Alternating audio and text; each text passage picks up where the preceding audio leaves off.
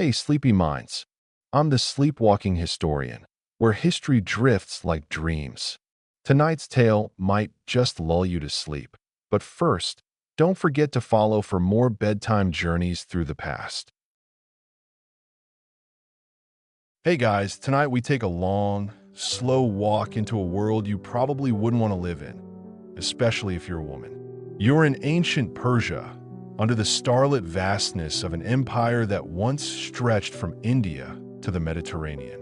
The wind moves gently through the arid landscape, brushing against the stone walls of palaces and homes alike. You feel the coolness of evening, but it doesn't bring comfort, because you're not free. You're female, and in this world, that means your story is written for you before you can speak aloud, that you're born into velvet and heat, into sweet-smelling courtyards and kitchens full of saffron, but also under rules so thick and layered, they feel like an invisible cage wrapped around your limbs. You're wrapped in linen and expectation, weighed down by your gender before you can even form sentences.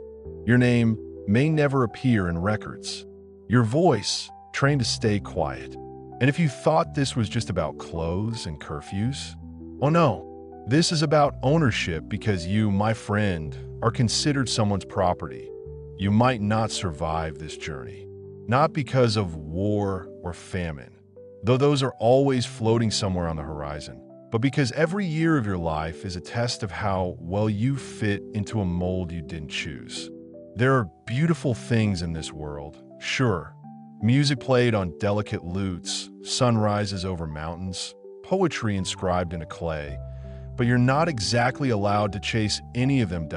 So, before you get comfortable, take a moment to like the video and subscribe, but only if you genuinely enjoy what I do here. And I'd love to know, where are you listening from, and what time is it there?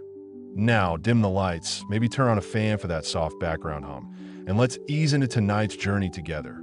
You begin life as a daughter, but not the sort of daughter modern fairy tales tend to celebrate.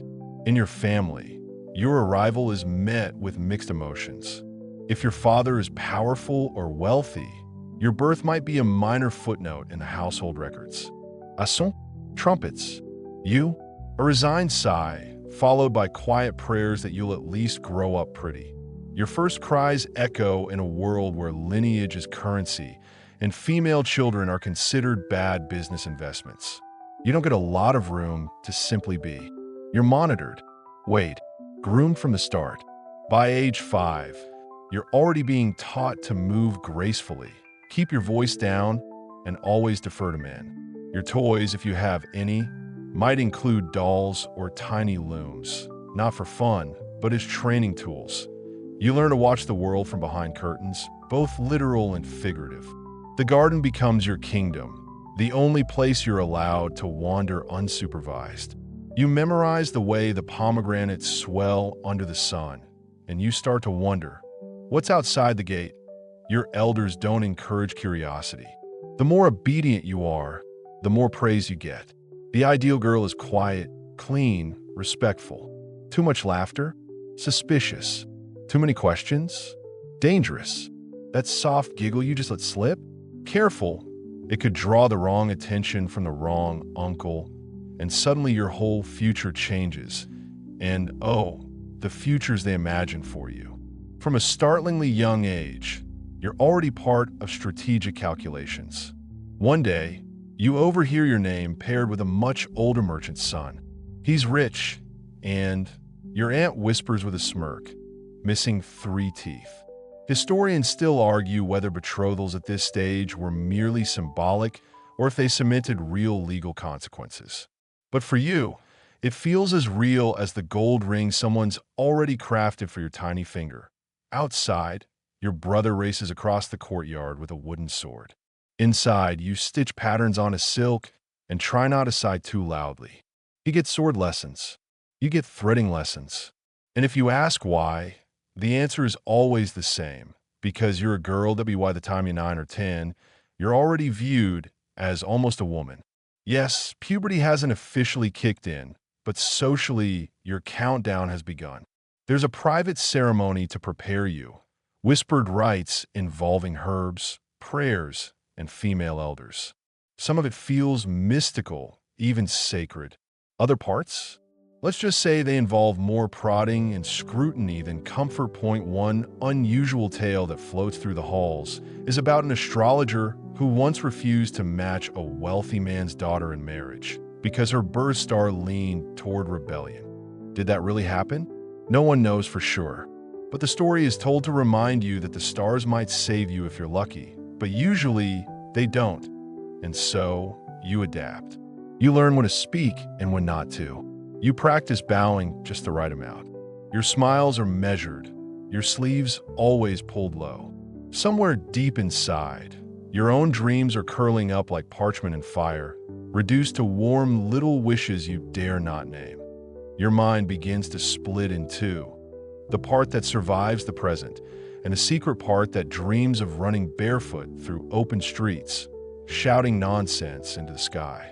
But that side stays hidden, because being too bold, too clever, too curious, that's dangerous. You've seen what happens to girls who step too far outside the lines. One of them now works as a servant in another household, far away. The rumor? She read a forbidden book and laughed too loud in front of her cousin. In the quiet of night, when everyone else is asleep, you sneak peeks at the moon and whisper to it like an old friend. You wonder if women in other lands live like this, if they also dream of escape, if they also count the days until someone else decides their fate. And somewhere in that wondering, you realize a truth that chills you deeper than the desert night air. Being born a girl in ancient Persia isn't just a condition, it's a countdown. Every year brings you closer to being traded, married, or hidden. And the best you can hope for? A husband who doesn't shout and a mother-in-law who forgets you exist. You're about 11 now, old enough to carry water without spilling it, old enough to help braid your cousin's hair for her wedding, and, disturbingly, old enough to be the subject of whispers when guests arrive. She's growing fast, someone says behind a silk fan. You're not sure what they mean until your aunt starts feeding you more almonds and milk. They say it makes you blossom sooner. You don't want to blossom. You want to run. But there's no room for escape in your world. Your body has become a contract in motion, quietly negotiated without your consent. The women around you never explain it fully. They just start checking your posture more often, your teeth, your walk. You're a daughter, yes, but soon, very soon, you'll be a bargaining chip. Marriage in ancient Persia is rarely about love. It's about alliances, land, wealth, bloodlines. And you're the vessel, a courier for your father's ambitions and your mother's hopes for grandchildren. You stand in a sunlit courtyard, pretending to arrange flowers, while the real arrangements are happening over bread and wine indoors. If you're lucky, your future husband will be around your age. But lucky is doing a lot of heavy lifting here. More often than not, he's older, sometimes by decades. He might already have another wife, or 2, or 5. But that's not your concern. Your concern is being pure, docile, fertile, and able to recite a few good lines of scripture or poetry when prompted. In some rare cases, girls were betrothed as early as 7, though the marriage wouldn't be consummated until puberty. Or so the laws claimed. Historians still argue whether those guidelines were strictly followed, or if they were conveniently ignored in wealthier or more remote families. You pray silently that your father is a rule follower. The first time someone brings a gift for you, an embroidered scarf, some sweetened figs, you're told not to ask questions. But your stomach knots. Gifts always mean something. A scarf today could mean a wedding tomorrow. The figs are delicious. You want to throw them into the courtyard pond. You notice other girls your age disappearing, one by one, from playgroups. They return with new clothes and new names. Some have gold bangles stacked up to their elbows. Others carry sadness like perfume. One friend, who used to make you laugh until your stomach hurt, now stares blankly at walls and says nothing unless spoken to. The older women begin preparing you for your womanly destiny. There's no formal school. Your education comes in fragments, folding linens properly, kneading dough, recognizing which herbs to boil for cramps or fevers. If your mother is kind, she slips in some poetry. If she's fearful, she only teaches obedience. One fringe belief among some families is that if you eat dried dates soaked in goat's milk for 9 days straight, you'll attract a wealthier husband. You try it once. It tastes like regret. By your 12th birthday, your dowry has been quietly assembled. It's not just money, though coins and livestock may be involved. It includes blankets you've sewn, jewelry passed down, and even a set of clay pots made by your aunt. All of it to be sent away with you when the time comes. You realize you're being slowly packaged. There's a ceremony, but it's not for you. It's for your parents and the groom's family to finalize things. They discuss stars and omens, double-check birth lines, and nod sagely over dates and guest lists. You are called in near the end, not to give permission, but to confirm you have no visible illness or deformity. You smile and nod, because what else can you do? Sometimes, as the moon rises, you trace invisible lines in the dust and imagine drawing a map, one that could lead you away from all this.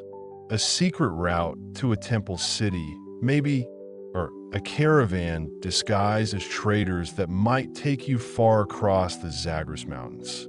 You don't even know what's on the other side, but it must be better. Then again, maybe not. Rumors say girls who flee are caught and returned in shame. One, a cousin of a cousin, was married off to a brutal man as punishment. She later fell down a well. You know better than to ask questions about her. Your dreams start to shift. Escape seems distant now. You start hoping instead for a kind man. Someone who won't raise his voice. Someone who will let you visit your mother sometimes. That's the bar now. Someone who lets you visit your mother. The irony is, legally, ancient Persian women did have some rights, more than in some contemporary empires.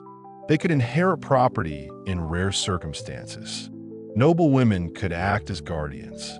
A few even held administrative roles in temple economies. But these weren't girls like you. They were the exceptions. And exceptions don't comfort you as you fold your future into a chest of linen and cinnamon sachets. Your first period arrives just before your 13th birthday. The women celebrate quietly, rubbing oil into your feet, whispering congratulations. You lie awake that night, numb. You know what's coming. A few days later, a scribe arrives with papers. Your father signed something. Your mother won't meet your eyes. Later that week, you're told to bathe in rose water and dress in new silks. The sun rises on a day that looks like every other, but your life has shifted permanently. You walk past the pomegranate tree, its blossoms sharp and bright, and you say goodbye, not out loud, but in your heart, to your girlhood, because now you're no longer a child. Your contract fulfilled. The house you're brought to is large, larger than your father's. Its courtyard is tiled, not packed earth, and the air smells of saffron and cold stone. But none of that makes it feel like home. You're escorted, not welcomed.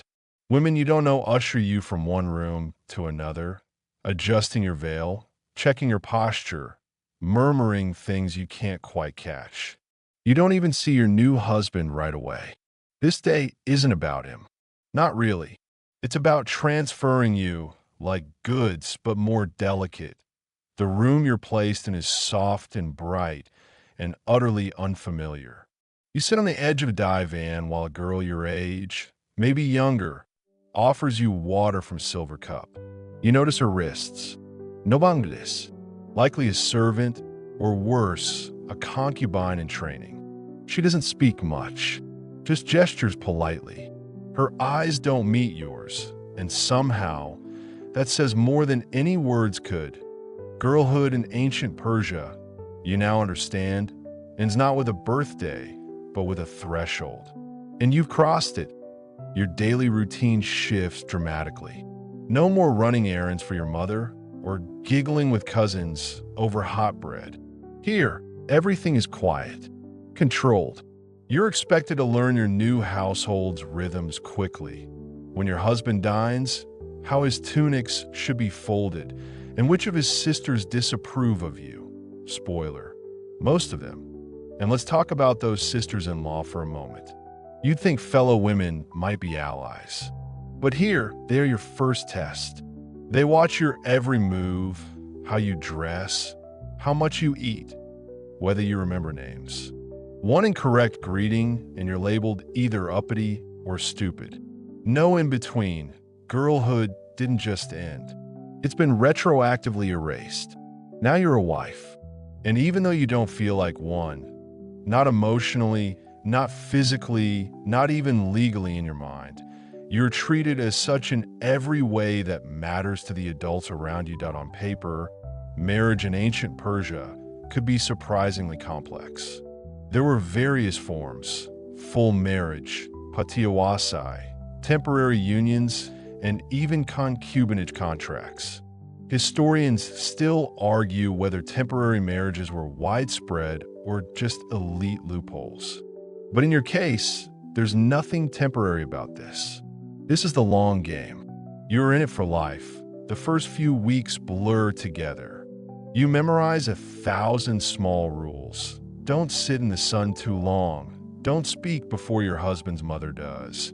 Never criticize the food, even if it's burnt. You become an expert in reading the air and deciphering tone. If your husband smiles at you in public, you must smile back demurely, as though you're honored.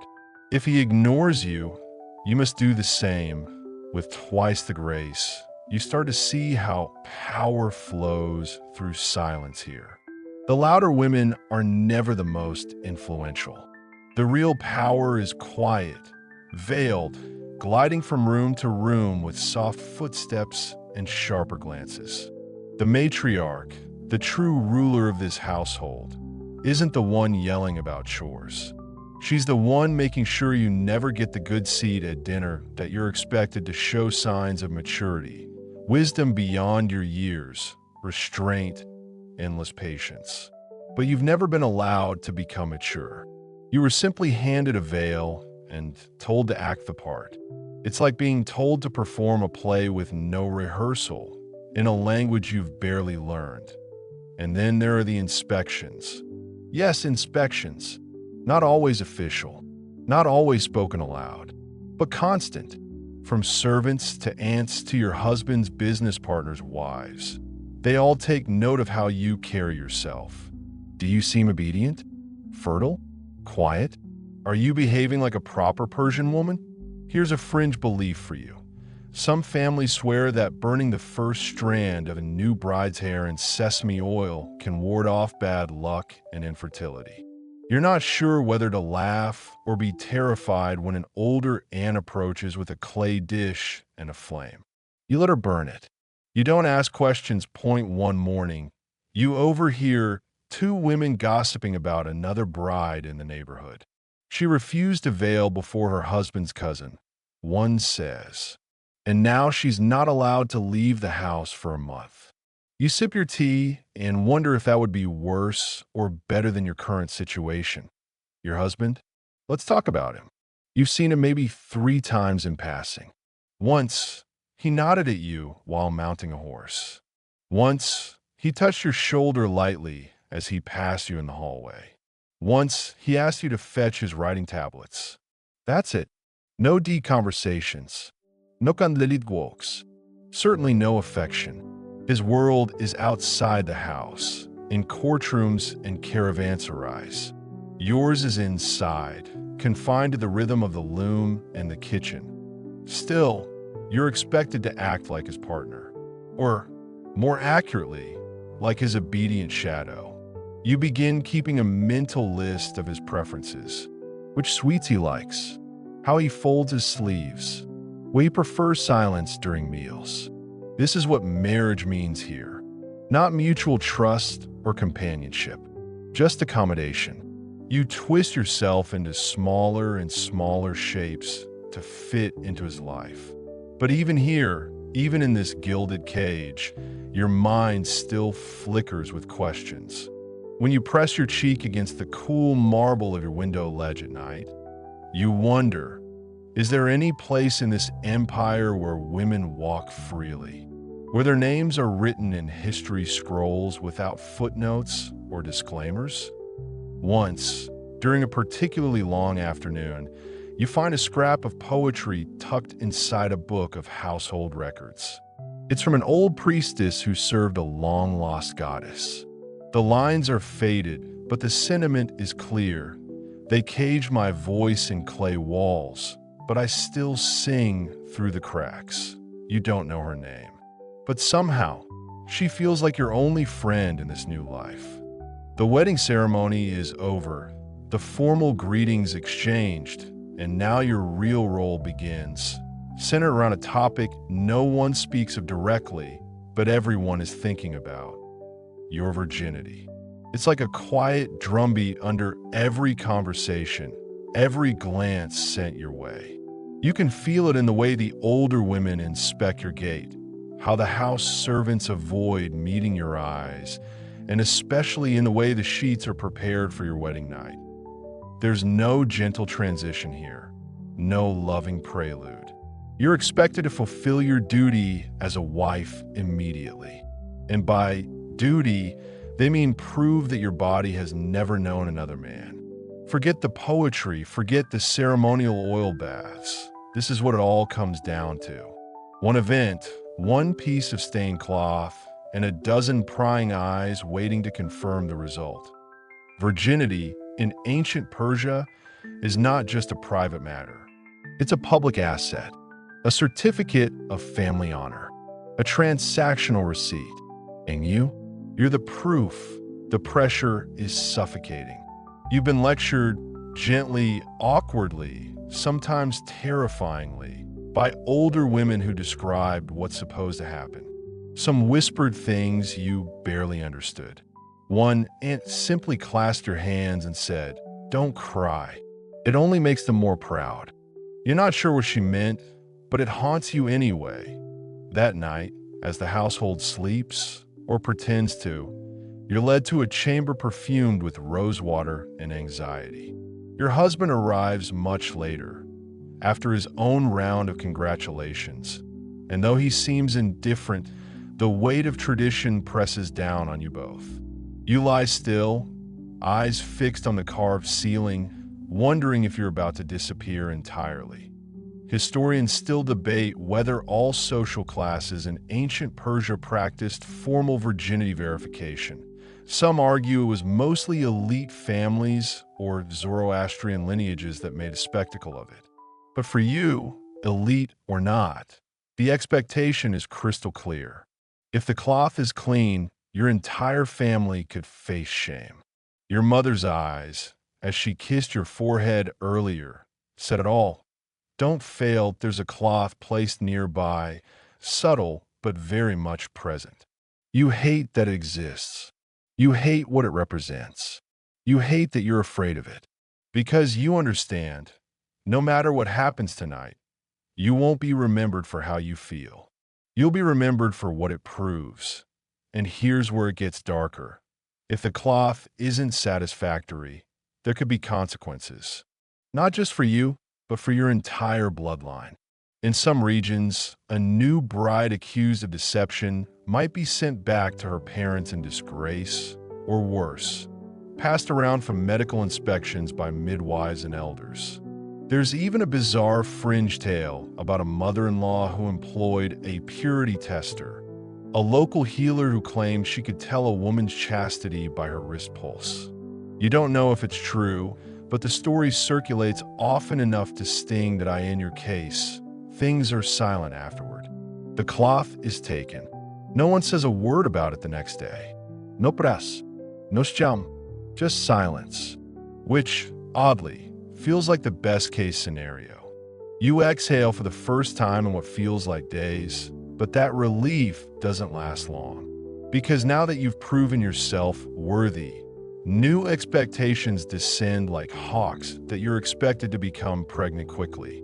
Fertility is the sequel to virginity, the next test in the unspoken contract of womanhood. Your food is supplemented with dates, fenugreek, goat's milk, and strange herbal tonics that make your stomach churn. Elder women begin to drop not-so-subtle questions. Do you feel different? Has the moon skipped you yet? Is your skin glowing?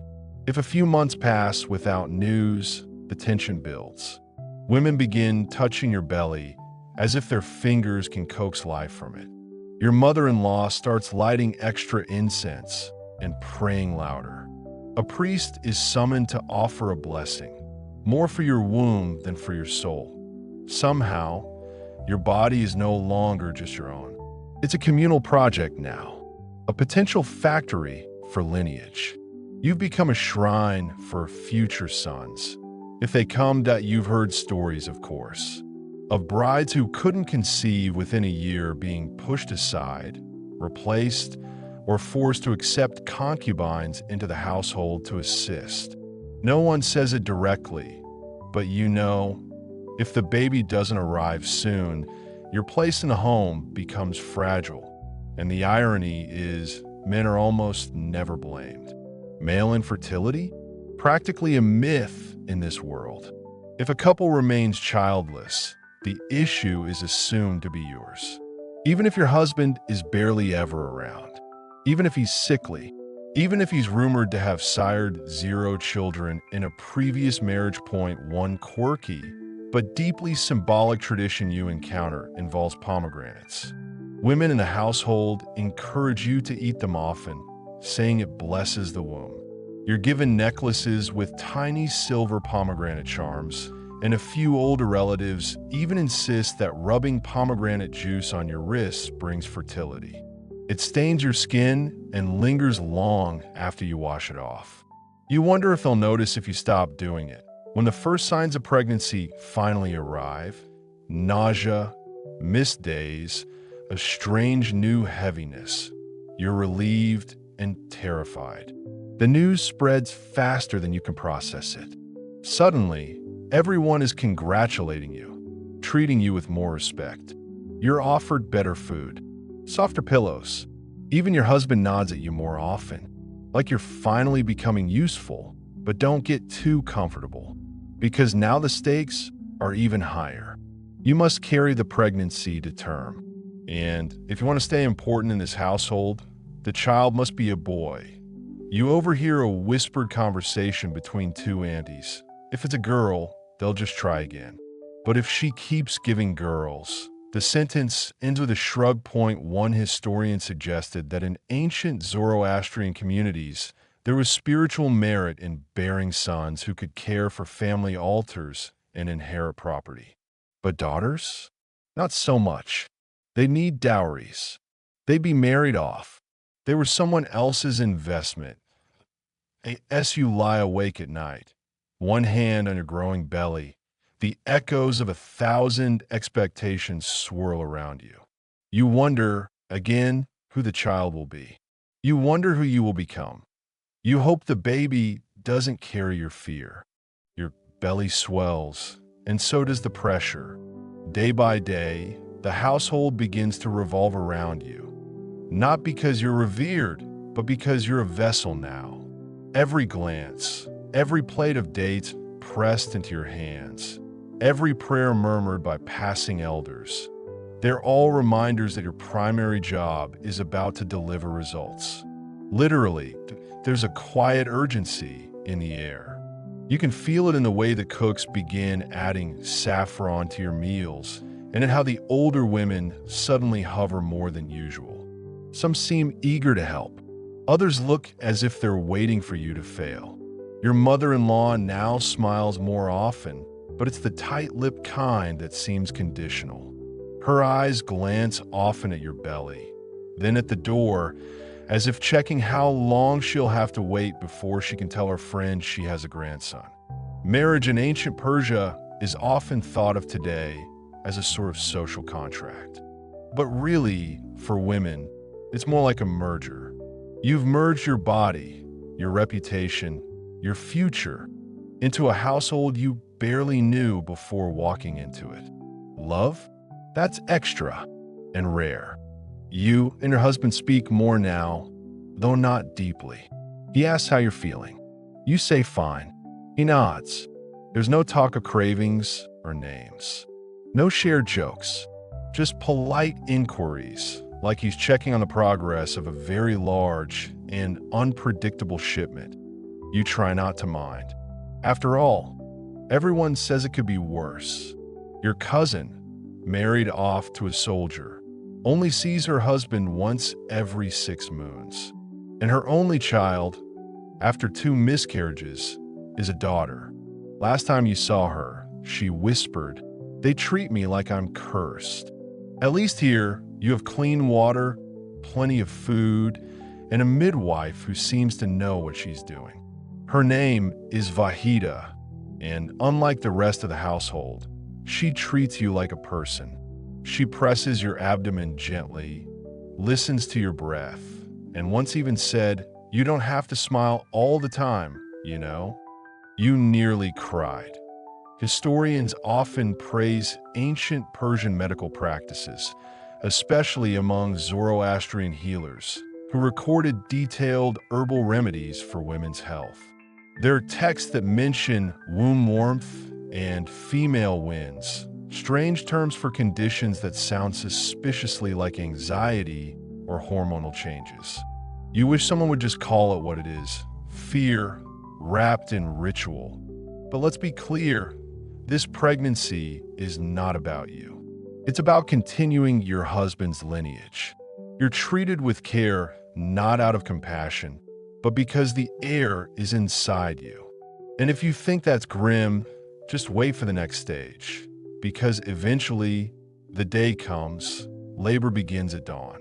The sky is a dull blue, and you've barely slept. At first, you try to stay upright, walking in circles around your chamber like a restless animal. But as the pains deepen, you're led to the birthing room, a quiet, clean space set apart from the rest of the house. Only women are allowed inside. You grip the edge of a wooden bench as waves of pain ripple through you. Vahida murmurs soothing words, placing warm stones at the base of your spine, while another woman fans you with a woven palm leaf. The room smells of lavender and smoke. It's oddly peaceful, considering that your entire body feels like it's trying to escape itself. Hours pass. Then more. You lose track of time. Just when you think you can't do it anymore, the room fills with gasps and whispers. "It's a boy," someone says. Just like that, the pain disappears into the background. You barely register the moment they place the child in your arms. Tiny, squirming, red-faced, but everyone else springs into action. Cloth is dipped in wine and tied to the doorframe. Coins are tossed into a brass bowl. A servant runs to inform your husband. Somewhere, you think you hear your mother-in-law crying. From relief or triumph, you can't tell. The boy is healthy. Your place, for now, is secure. After giving birth to a son, your status shifts in the household. You're no longer just the wife. Now you're the mother of the heir. The servants begin calling you Khanum more often. You're invited to sit closer to the matriarch at meals. You're even allowed to make small decisions. How many pomegranates to dry? Which guest daughter might be suitable for visiting? That sort of thing. But don't get too comfortable, because here's the catch. One son isn't enough. Soon, the same cycle restarts. More herbs, more inspections, more whispers, and more weight added to your back. The first son gives you status. The second protects it. The third starts to feel like insurance. And God's help you if you only produce girls. Afterward, point one bizarre belief you hear from a visiting auntie. If a woman eats dried camel dung mixed with rose water, she'll bear twin boys. You laugh, thinking it's a joke. She does not laugh back.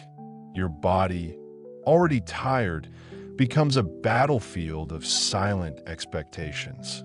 You overhear men saying things like, "She breeds well," like you're a prized horse. You tell no one that some days your arms ache from holding expectations more than babies. And if your next child is a girl, well, let's save that for later. In the meantime, you sit in the shade of Courtyard Arch, your son curled against you, and pretend this is what you wanted. Maybe it is.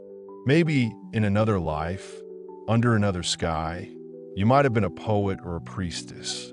But here now, in the heart of this stone and sandalwood house, you are a successful merger, a wife, a mother, a verified asset, and you are exhausted. The first time your mother-in-law calls you clever, it's because you managed to get your son to sleep before sunset. Not because of anything you said. Not for a poem you murmured under your breath. Not even for the small embroidered verse you stitched into your son's pillowcase. No, your worth, like everything else, is weighed by how smoothly you fit into their rhythms. And the real rhythm here? She sets it. You may have married a man, but make no mistake, his mother is the true ruler of this home. She doesn't shout or stomp. Her power is quieter, more practiced. She controls the kitchen schedules, the servant assignments, and the mood of every meal. If she frowns at the lentils, the cook is replaced. If she raises an eyebrow when you arrive late to morning prayers, your name circulates in whispers for days. This is her empire. You're merely renting space. There's a hierarchy here, complex, invisible, and enforced with absolute precision. The mother-in-law reigns at the top. Below her are her daughters, long married off, but often visiting. Then the elder aunts, the sisters-in-law, and finally you, the newest wife, the outsider. Even after bearing a son, you're still at the bottom of this carefully stacked pyramid of silk and suspicion. You wonder if she was ever like you. Nervous, walking carefully, heart pounding at every judgmental glance. But when you look into her eyes, you see no trace of fear, just sharp calculation. She has ruled this space for decades, and now that you've entered her domain, she's not planning to cede an inch. And oh, she has rules. So many rules. You must serve her first at every meal. You must ask permission before inviting your own mother over. You must dress conservatively but elegantly, like someone who understands her position, she says, which somehow means embroidered slippers, but not too much kohl around your eyes. If you speak too much, you're presumptuous. Too little, and you're cold. If your son cries too often, you're failing. If he doesn't cry at all, she suspects witchcraft. It's a daily balancing act. One wrong footstep and the whole household tilts against you to the mainstream historical fact that might make this sting even more. Persian society, especially during the Achaemenid Empire, gave women in upper classes some visibility. Queen Persides, for instance, wielded massive political influence. But everyday noble women, their power rarely extended beyond the family courtyard. You could manage servants, supervise meals, arrange dowries, but stepping outside those bounds? Practically heresy. Oh, what do? You adapt. You learn her preferences, her moods, her rhythms. You start complimenting the dishes she chooses. You repeat the sayings she likes. You even begin to stitch gifts for her, small, thoughtful things, not so grand as to seem like flattery, but not so plain as to seem disinterested. It's strategy, soft diplomacy in silk and thread. You begin to understand that power in this household is earned in whispers, not declarations. And sometimes you play along. When she calls you to her chamber to rub oil on her tired feet, you do it. When she complains about a cousin's daughter being too loud, you nod in solidarity. Every nod, every smile is a survival tactic. You're not spineless. You're just learning the terrain. Point one curious fringe practice she insists on. When your son turns 1 year old, she makes you feed him from a silver spoon dipped in honey, while chanting a half prayer, half poem that she swears ensures he'll obey her forever. You want to roll your eyes, but instead, you smile and comply. Because it's never really about the honey. It's about control. Historians still argue whether the power of mothers-in-law in ancient Persian households stemmed from religious tradition or simply from lived practical hierarchies. Zoroastrian texts say surprisingly little about household dynamics. Most of what survives comes from administrative records and Greek observations, which, let's be honest, were often heavy on judgment and light on nuance. Still, no surviving document can fully explain what it feels like to live under the rule of a matron who sees you more as a replacement than a relative. You are, in her eyes, just the latest in a long chain of girls who've passed through this house. Girls she taught, tested, and eventually outlasted.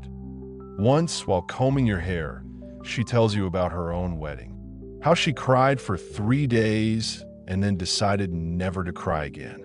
Tears, she says, give people the wrong kind of power. You nod, though your own eyes sting. Sometimes, late at night, you hear her weeping softly through the walls. But you never mention it. The oddest moment comes a few months later when she hands you a necklace, a simple chain with a small turquoise pendant. You'll need this, she says, her voice flat. Not for protection, for remembering who you are. You're not sure what she means. Maybe even she doesn't. But you accept it anyway. In this world, even confusing kindness counts as armor. Slowly, something unexpected happens. You stop fearing her. You start studying her. You begin to see how she wields silence as a blade. How she lets others speak just long enough to reveal their weaknesses. She has mastered survival, not through rebellion, but by becoming the very structure others must learn to navigate. She is the cage and the key. You hate it. And if you're honest, you respect it. Because in this world, where your worth is defined by wounds and obedience, where your voice is trimmed and veiled like your hair, the only way to win is to stop playing and start managing. And as you tuck your son into bed one night, you catch your reflection in a polished brass dish. You see it, just a flicker, in your own eyes, the look she has. By now, you've learned that being a woman in ancient Persia isn't just about surviving your mother-in-law, your husband, or childbirth. It's about surviving invisibility. Day after day, you do everything right. Serve meals, manage the linens, keep your child clean and fed, and yet you begin to wonder, does anyone even see you? You're praised when the house runs smoothly, but no one thanks you. You're noticed only when something goes wrong. A burnt stew? Whispers. A crying baby? Blame. Your husband comes and goes like a ghost with sandals, occasionally offering a polite nod or muttered approval, but never more. He doesn't ask how you feel, doesn't seem to wonder who you are beyond your function, and you're starting to forget, too. When you catch your reflection now, it's always an accident, on a brass platter or in the still water of a courtyard basin. Your eyes look the same, but your posture doesn't. You used to walk with light steps. Now you move like someone trying not to ripple the air. The truth is, there are no mirrors in your part of the house. Not because they're forbidden, but because no one thinks you need them. What would you be looking for, anyway? You remember hearing stories, maybe even legends, of women who painted their own images on a clay tiles, just to remember what they looked like before marriage. One fringe tale even speaks of a woman who carved her name in her chamber wall every year, one letter at a time, so that she wouldn't disappear completely. Maybe it's just gossip, but it doesn't sound so crazy anymore. Historians still argue about how much autonomy women actually had in private Persian households. Some evidence, especially from administrative texts in Persepolis, shows that women were paid wages, owned land, and even managed their own servants. But here's the catch. Most of those records name only the women who belonged to powerful, noble families or priestly orders. The rest of us, we fade out between the lines. And so, your daily life becomes a careful blend of shadow and repetition. Wake up, pray, oversee the maids, feed the baby, smile at your husband's aunt even though she never smiles back, fold laundry, eat quietly, try not to fall asleep during recitations, wait for permission to rest.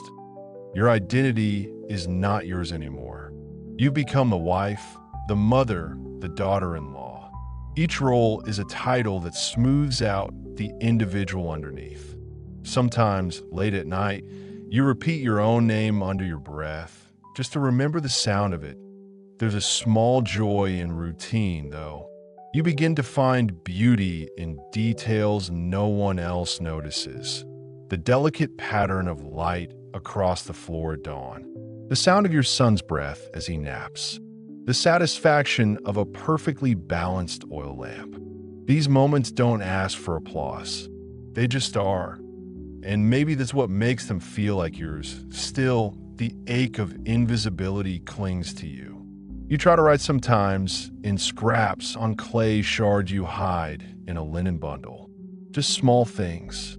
The shape of a tree. A funny thing your son said. A dream you half remembered about walking through an open desert. Alone and unafraid that, of course, you have to be careful. Writing, especially for women, isn't encouraged unless it's strictly practical. Keeping track of food stores or births. If anyone found your personal notes, they'd probably be dismissed as nonsense. Or worse, as vanity. Your mother visits one day. It's rare, once every few moons. She's aged since you last saw her, but when she smiles, you see the girl she used to be. She holds your face, kisses your forehead, and says, "You're doing well." You want to scream, "Am I?" But you nod. Because what else is there to say? During her visit, you catch her staring at the ground a lot. Not out of shame, but with a kind of quiet sorrow. As if she knows what it's like to watch her daughter become someone else. She doesn't stay long. When she leaves, you cry for the first time in months. One day, something strange happens. A visiting scholar, an old friend of your husband's, comes for dinner. During the meal, he casually mentions a new court poet who's causing quite a stir in the capital. A woman. The table falls quiet for a beat too long. Your husband shrugs it off, says something about novelty, but you feel a pulse in your chest that wasn't there before. A woman poet. In public, not just writing in secret, you cling to the idea like a thread. Later that night, you whisper to yourself, "If she can write, maybe I can remember how." There's no big rebellion coming. You know better than to dream of running away or setting the house on fire. But resistance takes many forms. Sometimes it's just surviving without losing your mind. Sometimes it's slipping a bit of ink under your fingernail so no one sees it. Sometimes it's planting your favorite word inside your son's name so that when you say it aloud, it feels like you're still here. And so you continue, one day after another, rebuilding yourself in secret, not in grand gestures, but in stolen thoughts and silent rebellions. You may be invisible to them, but to you, you still exist, and you are not finished. Your son is 3 now, and already the house is buzzing about tutors and expectations and what kind of man he'll become. It's almost funny. He still can't say fig without it coming out like fish, but already he's being measured for greatness. You watch from the edge of the courtyard as your husband and his brothers discuss lineage and influence and which priest will bless him on his 4th birthday. And there you are, the proud mother, the background figure, the silent architect of his first words, first steps, first everything. But no one says your name. You begin to notice how men are spoken of, not as people, but as plans. Your husband's nephew, a future landholder. His cousin, set to inherit the silk routes. And your son, they don't call him a boy anymore. He's a promise, a path, a pillar of legacy. Meanwhile, daughters, when they're even mentioned, are marriage material. She'll be lovely once her hair comes in. We'll need to set aside something small for her dowry. And God's help you if you give birth to more girls, there's a growing ache in you. Not physical, though your back hasn't been the same since your last labor, but a deeper one, a soft erosion of self. Every decision, every conversation is made about you, not with you. The tutors your son will study with, chosen by his uncles. The textiles for his winter robe, decided by your mother-in-law. The placement of his crib near the east-facing window, overruled. Apparently, the morning sun spoils the boy's complexion. You're the mother, yes, but not the authority. You're the cook, the nurse, the manager of bedtime songs, but never the speaker at the table. Historians often write about ancient Persian royal mothers like Atassa, powerful figures behind emperors wielding real influence. But those were queens, exceptional women. And exceptional women are the enemy of realistic hopes. You live among the expected, not the exceptional, your friend from before. Yes, her. Send word through a servant. She's been married off to a merchant in Susa. She's already had 2 daughters. The letter is short, mostly pleasantries. But one line jumps out. When I laugh now, it feels like it belongs to someone else. You reread that sentence for days, that a part of you wonders if she's lost herself entirely. Another part wonders if she's found a way to survive by splitting herself in 2. The smiling wife, and the real her buried deep where no one can touch it, that you've started doing that too. You keep 2 versions of yourself. One that lives in the courtyard, bowing and nodding and serving stew with just the right amount of saffron. And one that breathes in secret, hidden behind thoughts no one hears. There are moments when those 2 selves threaten to collapse. Like when your son calls for Amma and your mother-in-law answers instead. Or when your husband invites guests and forgets to tell you. So you're scrambling for extra bread while he chuckles in the garden. Or worse, when he thanks the servant for the tea you made with cardamom and care. You want to scream, I did that. That was me. I'm here. But you don't. Instead, you write again. Late at night. Small things. On scraps of fabric. On the inside of your sleeves. You write not because you think anyone will read it, but because you need to see it. Proof that your mind still functions. That you still have words of your own. Point one evening. You sneak into your husband's study while he's out. You brush your fingers along the papyrus scrolls, the ink blocks, the tiny carved weights. You don't steal anything. You don't damage anything. You just exist there for a few stolen minutes. And it feels like a revolution that a curious bit of folklore reaches your ears soon after. One of the older servants swears that women who dream of fire 3 nights in a row are destined to speak to kings. You haven't dreamt of fire, but you start trying. You eat cinnamon at night, burn oil, sleep on the warm side of the bed, and oh, fire dreams. Just more mornings and always more talk of your son. He'll be tall. He has his grandfather's eyes. He'll lead something great one day. You want to be proud. You are in part. But every compliment directed at him feels like it was peeled off your skin. Your labor, your care, your silent, endless tending. All of it passed through him and never returned. Point one afternoon, he falls and scrapes his knee. He runs to you, sobbing. You hold him, kiss the red mark, whisper his favorite story. He calms. He wraps his arms around your neck. You make it better, he says, and in that one moment, you feel seen. Not by the house, not by the historians, not even by yourself. Be why him. The boy who, for all his future titles and silk robes, still believes you hold the whole world in your hands. You close your eyes, and for the first time in months, you allow yourself to believe that maybe, just maybe, there's something sacred in being invisible, because in that invisibility, you've created life. You kept it safe. You've taught it to speak, and in a world that forgets your name, that is your legacy. It begins with whispers in the courtyard. A visiting cousin mentions that her husband is taking on another what? Another wife. You stiffen, careful not to show it, but the others are watching your reaction anyway.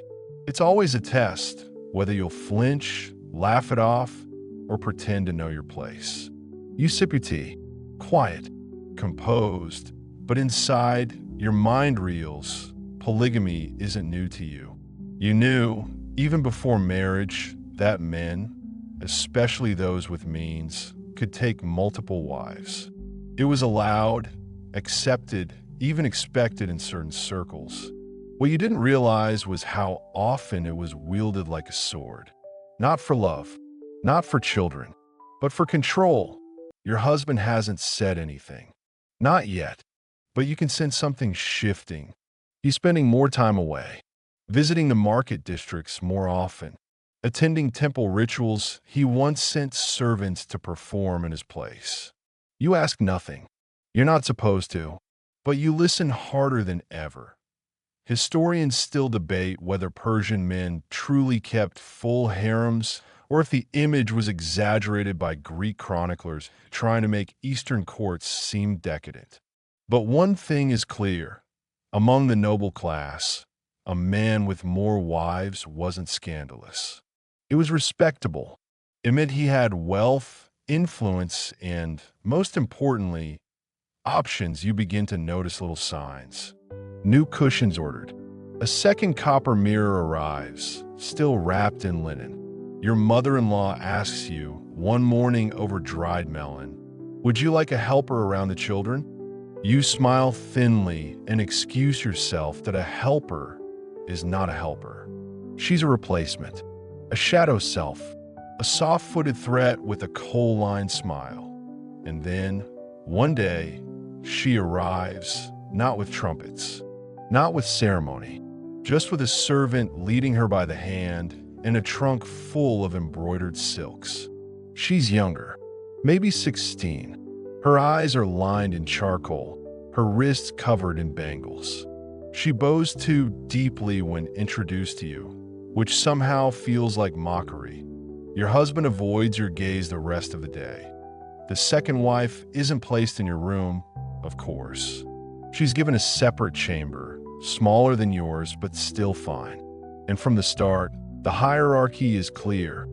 You are the first, the one with a son, the one with household experience, the one who's proven herself. But the household is watching now, watching how you move, how you react, whether you're gracious or bitter, if you stumble, if you cry, if you raise your voice even once. It could all slip away. There's no handbook for this. No gentle matriarch telling you how to navigate being replaced without being discarded. And so, you adapt. You smile. You welcome her. You show her where the combs are kept, which dates are best soaked overnight. You become the kind, composed first wife, the model, the mirror she must try to copy. But in private, you feel yourself fracturing. Not for jealousy, not even from loss, but from something colder being made optional. You, who carried the first child, who memorized every recipe, who learned this house like a second skin. Now you're just one of There's a fringe belief that circulates in whispers among women. If you drop a strand of your hair into the oil lamp of a rival wife, she'll become forgetful and clumsy, losing favor with the husband. You don't believe it, but on a particularly bad day, after your son says her name before yours, you consider it. The new wife is not cruel. That might have made it easier. She's sweet, a little naive. She asks your opinion on everything: what to wear, how to address your mother-in-law, whether she should fast during the lunar observance. And that sweetness cuts sharper than any insult. She starts to learn the rhythms of the house, where the good figs are stored. When a midday prayer bell sounds, she adapts quickly, too quickly. One day, you find her humming the lullaby you invented for your son. He now hums it back to her. You leave the room quietly. You don't say a word. Historians love to speculate on the logistics of ancient polygamous households, how property was divided, who bore legal responsibility, which wife held sway over temple offerings. But they rarely describe the emotional ecosystem of such homes. The small losses, the daily erasures. You speak less now. You stop attending evening chats in the garden. When guests arrive, you focus on serving tea. When asked questions, you answer simply. Let her shine, you tell yourself. It's what they want. But invisibility is an art you've already mastered. You've survived it once. You'll survive it again. Your son doesn't seem to notice. He loves her in his childlike way, and she loves him back. You can't fault her for that. But you do start to dream differently. Now you dream of silence. Not oppressive silence, but peaceful silence. A room of your own. A garden you choose. Not to escape them, but to remember you. Once, while she's away visiting a relative, you enter her room. You sit on her divan, trace the embroidery on her cushion. You find a scroll she's half finished copying. It's a love poem. In your husband's handwriting, you feel nothing, just stillness. You roll the scroll up and leave it where you found it, because this isn't a war. It's a weather pattern. And like all storms in this world, you endure it by staying still until it passes. Later that week, your mother-in-law praises your calm. You're a rock, she says, and you smile, knowing that rocks don't break. They just sink deeper. There's a ceremony happening next week, a cousin's wedding, and of course, you're expected to attend. Not as a guest, mind you, but as an ornament, a moving piece of the family mosaic wrapped in brocade, smiling just enough to prove your loyalty to the clan. The second wife is thrilled. She's been fussing over fabrics, asking the other women which jewels match which veil. You, meanwhile, are quietly dreading it. Not because you dislike weddings. In another life, you might have adored them. But here, weddings are showcases, displays of alliances, wealth, and, most of all, women. Not as people, as parts of a puzzle. Your own wedding was the same. Remember? The powder date sweets you couldn't eat from nerves?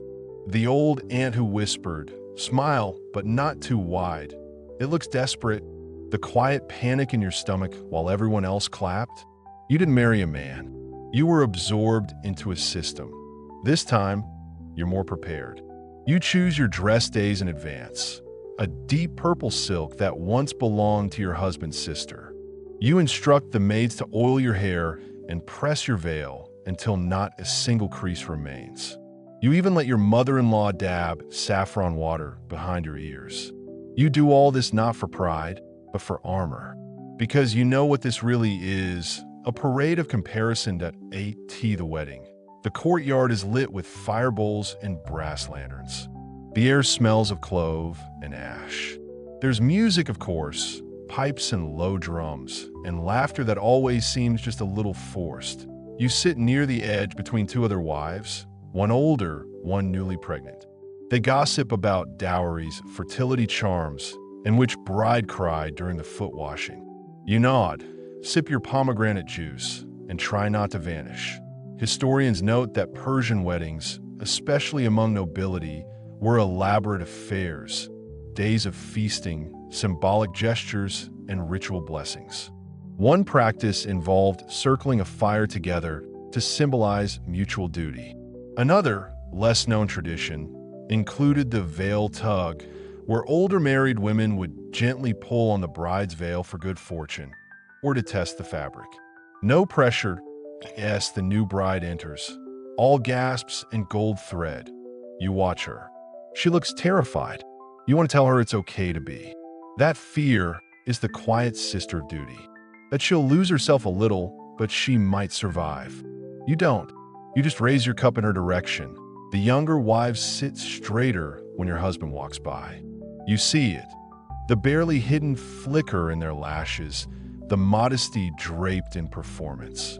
He nods to you, a neutral gesture, as if you're just another guest. You think of the scroll you found in the second wife's room, the poem you wrote, the curl of her name in ink, and yet, oddly, you don't feel betrayal. You feel distance, like watching smoke rise from a fire you didn't start. It burns, but not you. Not anymore. Later, when the bride has been led away and the musicians pack their drums, the whispers turn to politics. Who's buying more land? Who's eyeing a new tax collector position? Someone jokes about how the new bride's father bribed the astrologer to claim a lucky day for the wedding. Everyone laughs, but it's the kind of laugh that hides teeth. You notice a small group of older women sitting off to the side, barely speaking, just watching. You recognize one, a widow who returned to her brother's house after being cast out by her in-laws. They say her only son died in a border skirmish, and that her name was never spoken in her husband's household again. One of the other wives leans toward you. They shouldn't let women like that into joyful events. It spreads bad luck. You say nothing. You look at the widow again. Her back is straight. Her eyes are clear. She looks like someone who's lost everything and still dares to breathe. You want to sit beside her. That night, back in your own room, you light a lamp and stare at your reflection in a polished copper plate. You look regal, unbothered. But that's not the real you. The real you is tired, burned at the edges. The real you keeps a piece of thread tucked in your sleeve. Not because it serves a function, but because once you like the color, there's a strange comfort in knowing you're no longer shocked by anything. Not the presence of a new wife. Not being forgotten in a celebration. Not even being praised only when others are watching. You remember one odd ritual from your own wedding. The priest tied a knot in a silk cord and handed it to you, saying, "This holds your fate. Don't untie it. You still have it, somewhere in your bundle of old clothes." Sometimes you wonder what would happen if you did. Would anything change? Historians still argue whether women in ancient Persia could influence their futures at all. Some claim noble women arranged advantageous marriages or orchestrated temple donations. Others believe their only freedom came through silence, by listening more than speaking, by staying useful long enough to be left alone. You think both might be true. The wedding comes and goes. The house returns to its rhythm. The second wife is glowing with praise. She told a clever joke during the feast, and now everyone loves her. Your son has started to mimic her voice. Your husband brings her dried figs from the market. And you begin a plan, not for revenge, not even for recognition, but for space, for time, for a quiet place in the world that is yours. You wake earlier. You walk longer. You memorize the path of the sun across your room. You fold your linens with care, not because anyone will notice, but because you will. And you've learned by now that your smallest choices are the only ones they can't take to the edge of invisibility. There's a strange kind of freedom, and you're starting to claim it. It's late afternoon, and your son is outside with his cousins, chasing shadows between olive trees. The second wife naps in the summer room, one arm flung over her forehead like some miniature queen of drama. Your husband is away, off to inspect irrigation ditches or have wine with merchants. You're not sure which. And you, finally, have a moment alone, not just alone in a room, alone in your own head. You slip into the storeroom behind the kitchen, the one no one bothers to clean properly. It smells of dust and cloves and old leather. It's perfect. You light a lamp. You sit. You breathe. And then, carefully, you unroll the cloth bundle hidden inside your shawl. Inside, for clay tablets, scratched with lines you etched slowly, carefully, over the last moon. Not proper cuneiform. You're no scribe, but your own mix of symbols and quiet poetry. Your record, your rebellion, your real voice. You don't write for anyone but yourself now. You don't need readers. You need proof. Because here's the thing. In ancient Persia, literacy was never meant for women like you. Priests wrote. Scribes wrote. Royal women dictated letters, yes, but even then, they usually spoke while someone else transcribed. But you weren't meant to hold a stylus. Historians have uncovered records of female landowners and businesswomen from the Persepolis archives. Women who received rations, oversaw workers, managed vineyards. So yes, they existed. But most of those names are just that, names. No stories, no voices. That's what haunts you most. Not just being forgotten, but never being known.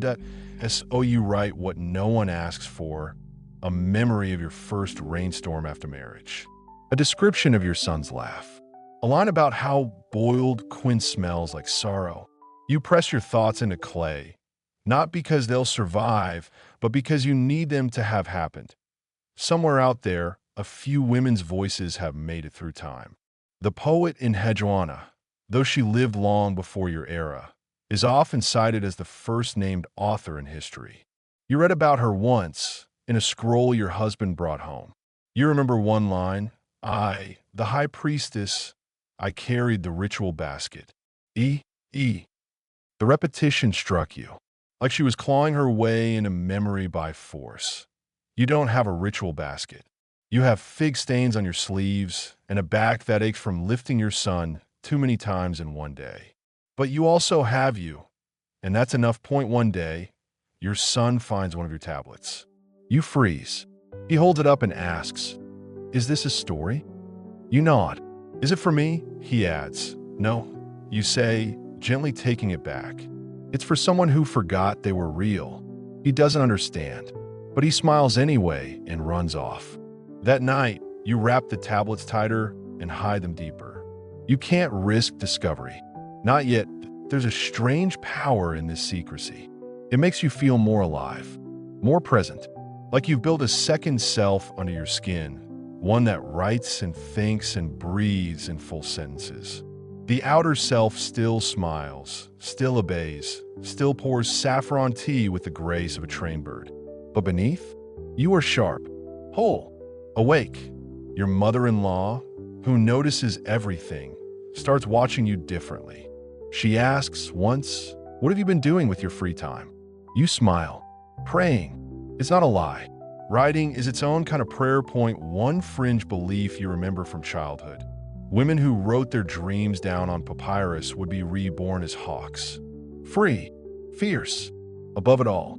You used to think that sounded silly. Now, you dream of wings. Still, there's risk in this. If anyone found your writing, they might not punish you severely, but they'd certainly laugh. Or worse, they'd pity you. A wife with too much time and too many thoughts. A woman who forgot her place. Historians still argue whether women like you wanted more freedom or simply accepted the confines of their lives. Some say women resisted quietly.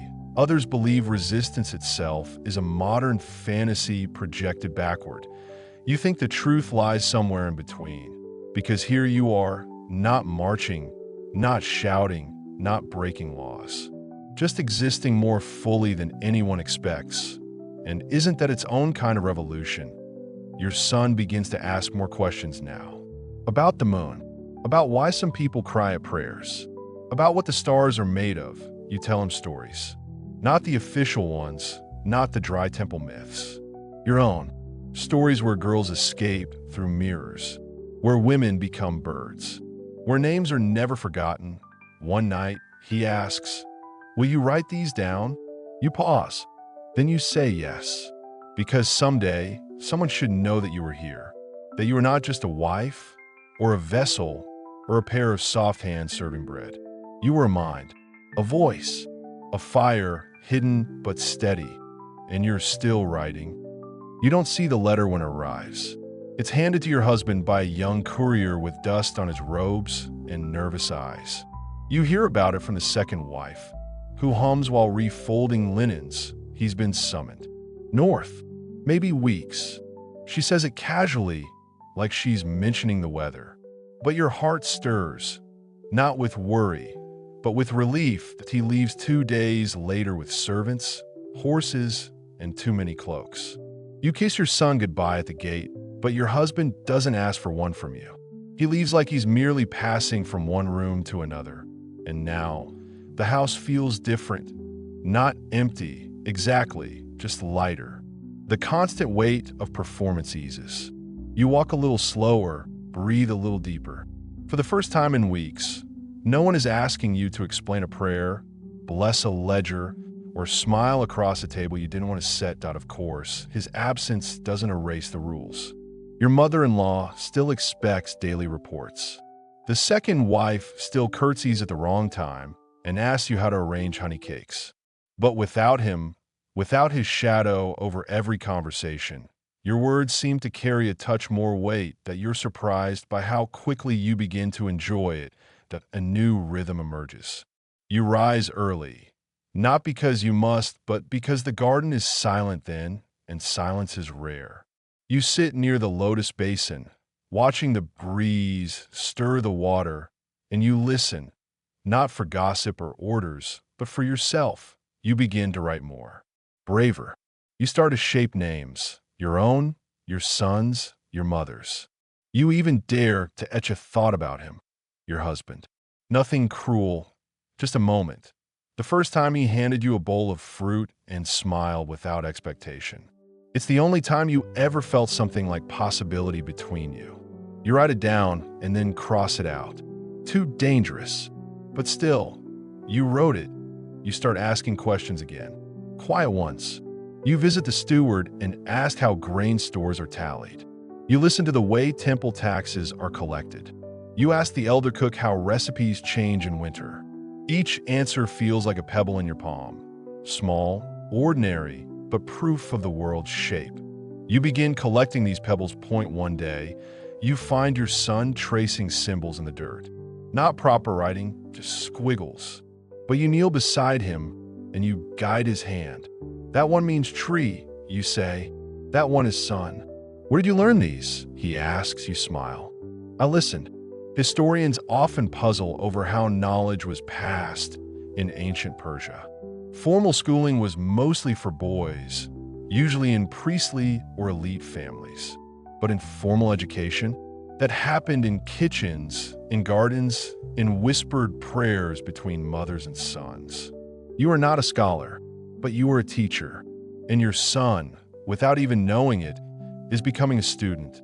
The second wife watches you with a kind of nervous awe. She sees you reading, listening, walking the household like you own it.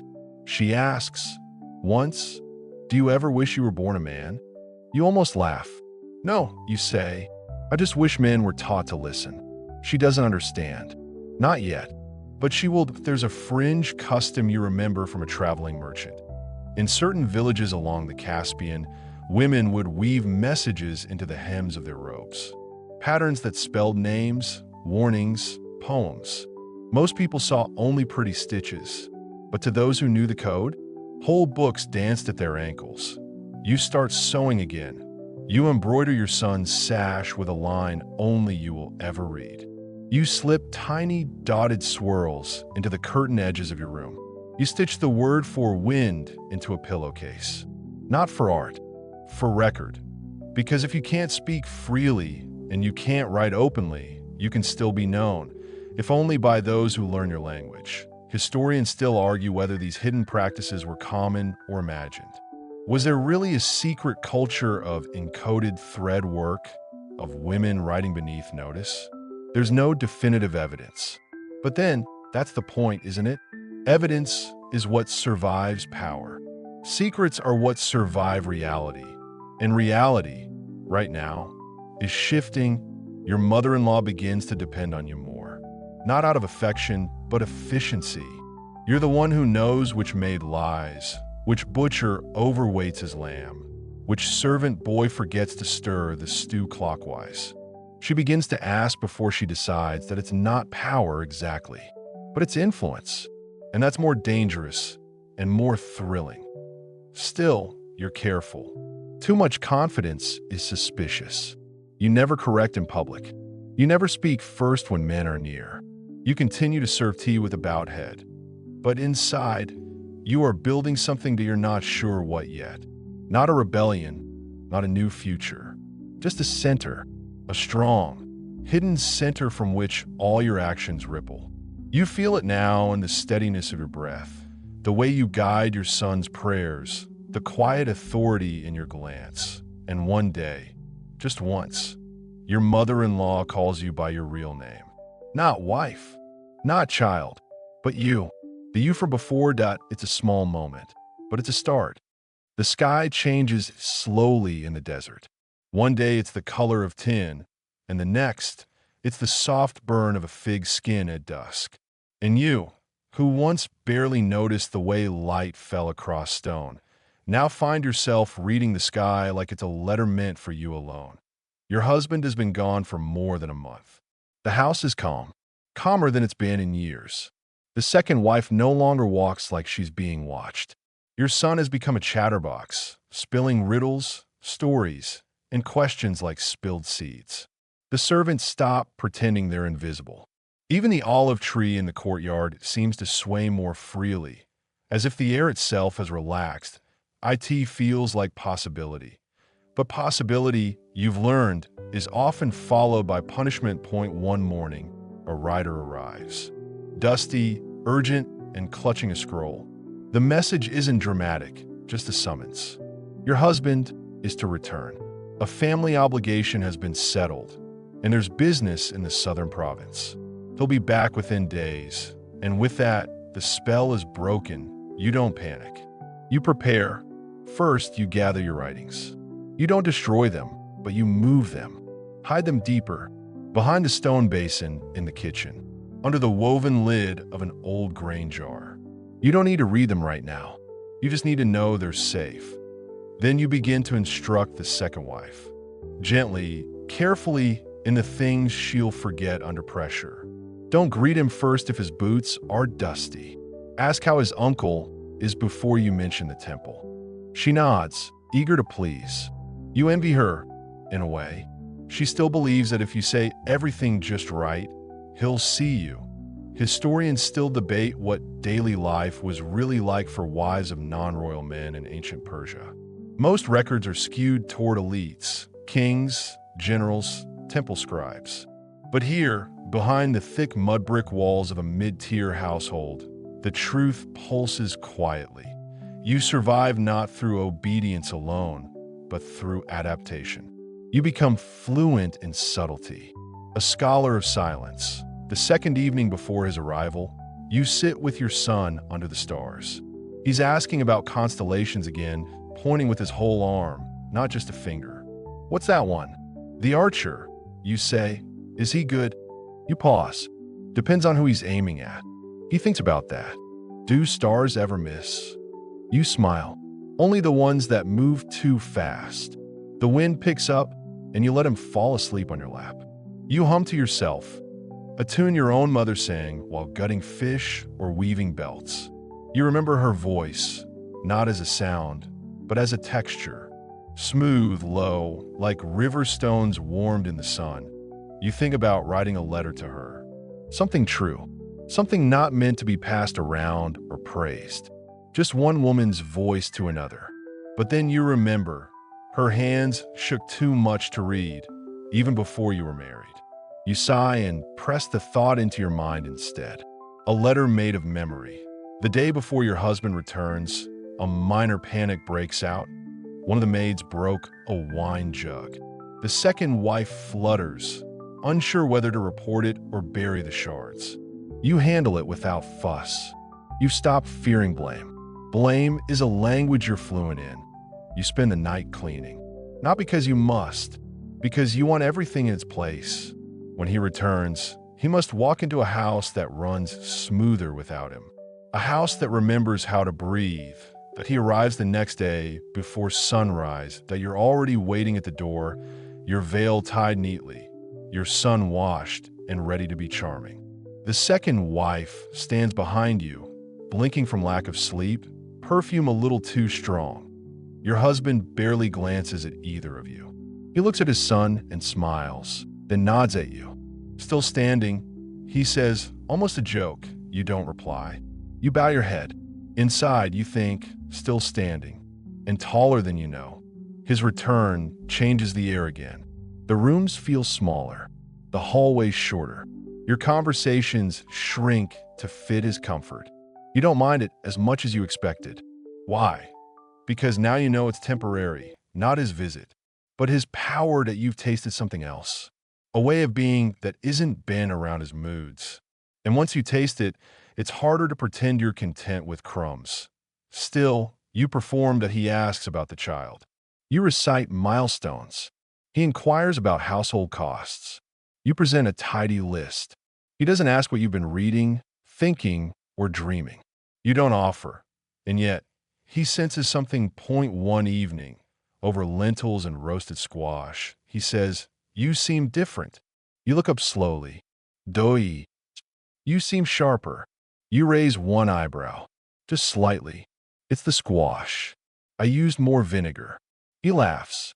The second wife chuckles too, unsure if it's allowed that he lets it go. But his eyes linger longer than usual. Historians often speak of the soft power of ancient women, how they influence decisions behind veils and curtains. But soft power is still power, and it carries risk that you've grown. Quietly, not taller, not louder, but inwardly denser. Like a tree no one notices until its roots buckle the courtyard tiles. And now that he's back, you don't plan to shrink. Not again. That night, in the dark, you whisper your name to yourself. Just once that IT sounds steady, permanent, like something that will outlast stone. There's a crack in the ceiling of the summer room. A small one, barely a thread, but it catches your eye every time you pass. You've watched it widen with the seasons, seen dust slip through it like a slow breath. No one else seems to notice. Or maybe they do, and they simply don't care. But you? You keep track that you're starting to see cracks everywhere now. Your husband resumes his place at the center of the house. His sandals echo through the halls again. His voice returns to its low command. He speaks of taxes, of shifting loyalties among his cousins, of a neighbor's shipment of Persian blue dye delayed by bandits. He asks nothing of you beyond the usual meals, silence, the comfort of ritual, but he knows something is different. He can't name it, but it pulls at him just under the surface. You speak less, but when you do, your words land heavier, like water cupped in a clay bowl. Still, but weighty, you sense him testing the walls. One evening, as the house quiets, he asks you to walk with him. Not in public, not in the courtyard, just around the central pool, where the moonlight bounces in fragments off the still water. You've been thoughtful, he says. You smile faintly. Have I ever been anything else? He smirks, but not unkindly.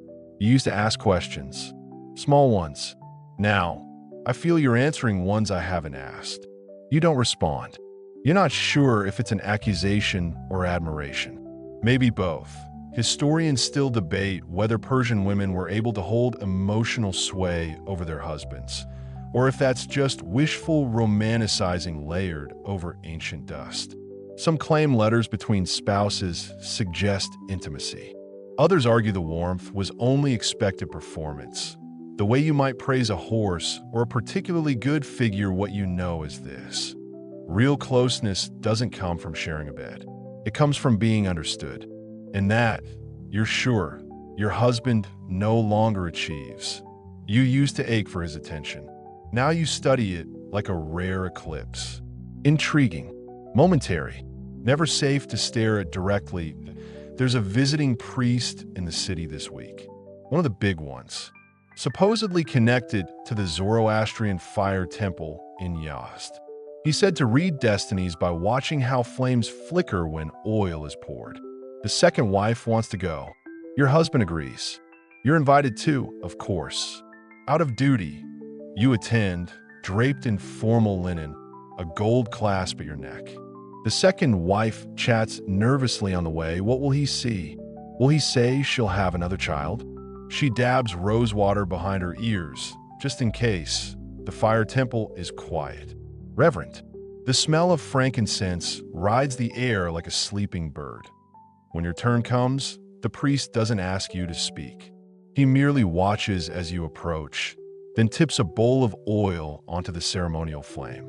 The fire jumps, curls, then settles into a tall, blue-tinged spear. He narrows his eyes, then murmurs something you barely catch. Hidden shape, steady hand. That's all. No grand pronouncements. No gusts. Just that. But it follows you home. Hidden shape, steady hand. You repeat it silently, folding laundry, grinding sesame, watching your son sleep. You like the sound of it. Like a weapon carved from quiet. That night, while your husband sleeps, you return to the storeroom. The clay tablets are still where you left them, but you pull out only one. You hold it in your hand and imagine it years from now. Found by a stranger, read by a scholar, puzzled over by someone who never expected you to exist. And maybe they won't know your name, but they'll know your mind. There's an old myth passed among the washerwomen that souls live in clay. Not forever, just long enough to be heard. That if you press something true into wet earth, it remembers you. You press your thumb to the surface of the tablet. Not to write, just to touch. To mark it with something warm, something alive. The next day, your husband mentions a plan to travel again. South this time. He says it casually, but you see the way he watches you as he speaks. As if waiting for you to protest. You don't. Instead, you say, take the younger wife. She's never seen the coast. He blinks. He wasn't expecting that. She's been restless, you add. It'll be good for her. He grunts in agreement. That night, he tells her the plan. She squeals with excitement. You help her pack. When they leave, the house is yours again. Not just physically, emotionally, strategically, silently. You don't celebrate. You don't dance. You just move through the rooms with purpose, with grace, with ownership. Even your mother-in-law notices. She comments that the servants are more obedient, the courtyard cleaner, the child happier. You nod, grateful, but inside you whisper, because the house is aligned now, because the crack is widening and light is pouring through. The ceiling fissure in the summer room, you've grown fond of it. You watch it at dusk as the sun slips through like a secret. You run your fingers along it sometimes, as if trying to feel time itself, that you're no longer trying to stop the cracks, that you're learning to follow them. The wind has shifted again. You can feel it in the way the lamps flicker before evening, in the way your son complains of cold, even though it's still warm. Change isn't loud. It's never loud. It hums at the edges of daily life, slipping in between rice grains and silk threads. Your husband and the second wife have been gone for over 2 weeks. There's been no message, no clay-sealed scroll, no servant with dusty news. But this doesn't alarm you. Time stretches differently when no one's watching you shrink. That you've used these days well. Each morning begins the same. You rise before the sun, not out of duty, but because the silence is worth it. You walk the halls barefoot. You pause to touch the stone walls, their warmth stored from the day before. You are learning this house in a way no man ever has, from its aches and soft moans to the way light lingers longer in the north room, that you've started reorganizing things. Not drastically, just enough to make the place run smoother. A better place for lentils. A new drying rack for dates. You assign a new chore rhythm to the maids. They're surprised at first, then relieved. No one likes chaos, not even the underpaid. You hold your place gently, like a bowl of water filled to the brim. Steady hands. Hidden shape point one morning. The steward, a lean, graying man who usually avoids your gaze, approaches you in the courtyard. "Lady," he begins, "the ledger is off. 2 barrels of grain are unaccounted for." You pause, look at the son, then back at him. "That's impossible," you say softly. It is, he agrees, but then waits. For permission? For absolution? So you nod. Check again. And this time, do not let the younger stable boy help you. He bows and disappears. That evening, the grain reappears mysteriously, and so do 3 missing candles. No questions are asked. Historians rarely mention these kinds of victories. Quiet, domestic, deeply strategic. But this is the battlefield women inherit. The household, the kitchen, the account book. The places no one thinks to guard carefully, because who could possibly challenge a man's authority through the spice inventory? You can. And you have that there's an odd dream that begins to visit you to eye in it. You're walking through a desert of broken pottery. Clay shards stretch endlessly, glittering in moonlight. Some are tiny, a fingernail's edge.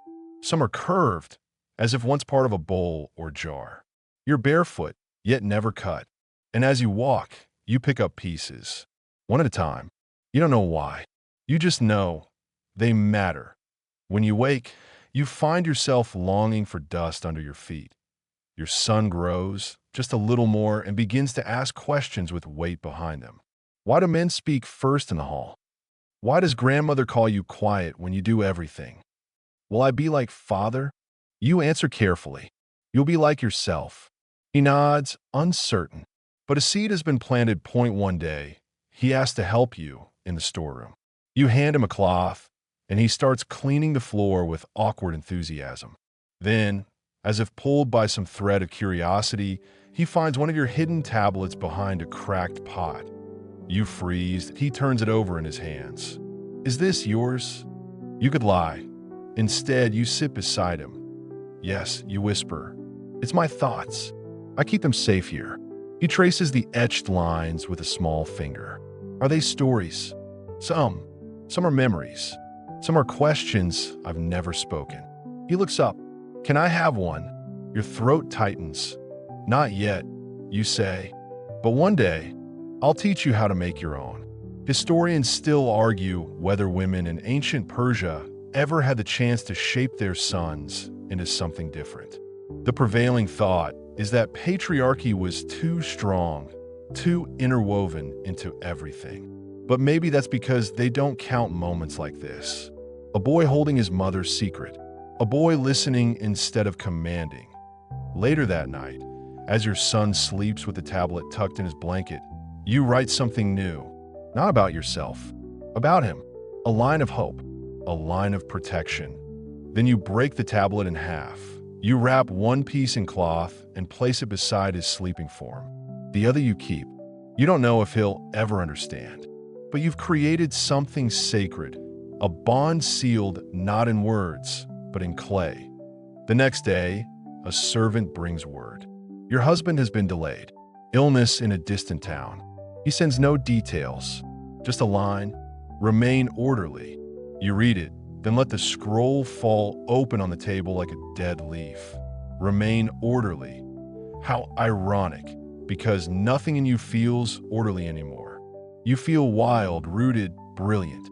You feel like something blooming just beneath the surface of decorum. And you've learned, now, how to bloom quietly that a fringe tale once told by an old maid returns to you. In the mountains near Media, there's said to be a flower that blooms only in caves, feeding on the breath of sleeping women. They say it glows blue, that to find one is to remember who you were before the world renamed you. You don't know if it's true, but lately, you feel as though you've been feeding a hidden flower your whole life. And now, it's glowing. There's a buzz in the air, low and steady, like a swarm of bees just beyond the orchard. It's not real, of course. Not something you can see or swat, but you feel it in the glances of the maids. In the quiet way the steward clears his throat before speaking. In the extra prayers your mother-in-law mumbles when lighting the household fire that something's coming. And everyone knows the second wife sends a message. She's staying near the coast longer. Claims the salt air soothes her cough. You know that's nonsense. She's stalling. Maybe avoiding trouble. Maybe nesting into a life where her charms are more appreciated. You feel neither relief nor jealousy, just distance, like watching a figure walk into a fog. You suspect your husband is angrier than he lets on. His last message was clipped. Return preparations underway. Require full accounting. That's not a husband speaking. That's a magistrate that you're not afraid, that you're ready. There's an old game played with river stones when your son adores. You toss pebbles into a bowl without looking, trying to predict the sound they'll make. A dull thud means control. A sharp clink? Surprise. He plays it every morning now, and you find yourself listening closely to each drop, as if the stones are speaking truths you've trained yourself to ignore. You begin preparing the household, not with urgency, but precision. Everything must appear unchanged. Calm, devout, dutiful, but underneath, you are shifting the weight of everything. Point one example. You ask the steward to reallocate the stored grain. It molds near the southern wall. You say, true, though not the real reason. By moving it, you gain access to a deeper nook in the storeroom. A new hiding place that you've started copying portions of your tablets onto strips of leather. Thin and rollable, easier to conceal. You write fast now, not sloppily, but with the momentum of someone who knows time is narrowing. Your hands move like a weaver finishing a shroud. Not for a body, but for a self you once had. Historians often lament the absence of women's writings from the ancient Persian record. Some suggest they never wrote. Others suspect their words simply didn't survive, burned, buried, ignored. But you, here and now, know the truth. Women did write. In stolen minutes, in hidden corners. And they didn't stop because they were silenced. They stopped because they had to choose between surviving and being remembered. You're trying to do both. You haven't told your son about the return yet. You're waiting. You want to preserve the softness in his voice for a few more days. Once his father returns, the boy will stiffen again. Learn how to bow before he speaks. Learn that silence is safety, especially for sons. But today, as you wash his hands before supper, he says something that makes your heart stop. When he comes back, will you still tell stories? You pause. Of course, you say, too quickly. Even if he says not to, you dry his hands carefully, as if buying time with every stroke. I'll find a way, you say, no matter what. He nods, then adds, I'll remember them, even if you forget. And just like that, something in your chest opens. That night, you dream again of the desert of broken pottery. But this time, you're not alone. Your son walks beside you, and the clay pieces are warm now, as if they've been sitting in sunlight. Some even glow faintly, like embers. You wake before dawn, and you know, you can't keep everything. Not all the writing, not all the memory, not even all the names, but you can choose what survives. You take one of your best tablets, the one with your mother's name, etched beside your own, and you wrap it in silk. You place it inside a cavity behind the southern wall, a space no one checks, a place built before you were born. You whisper to it just once, stay.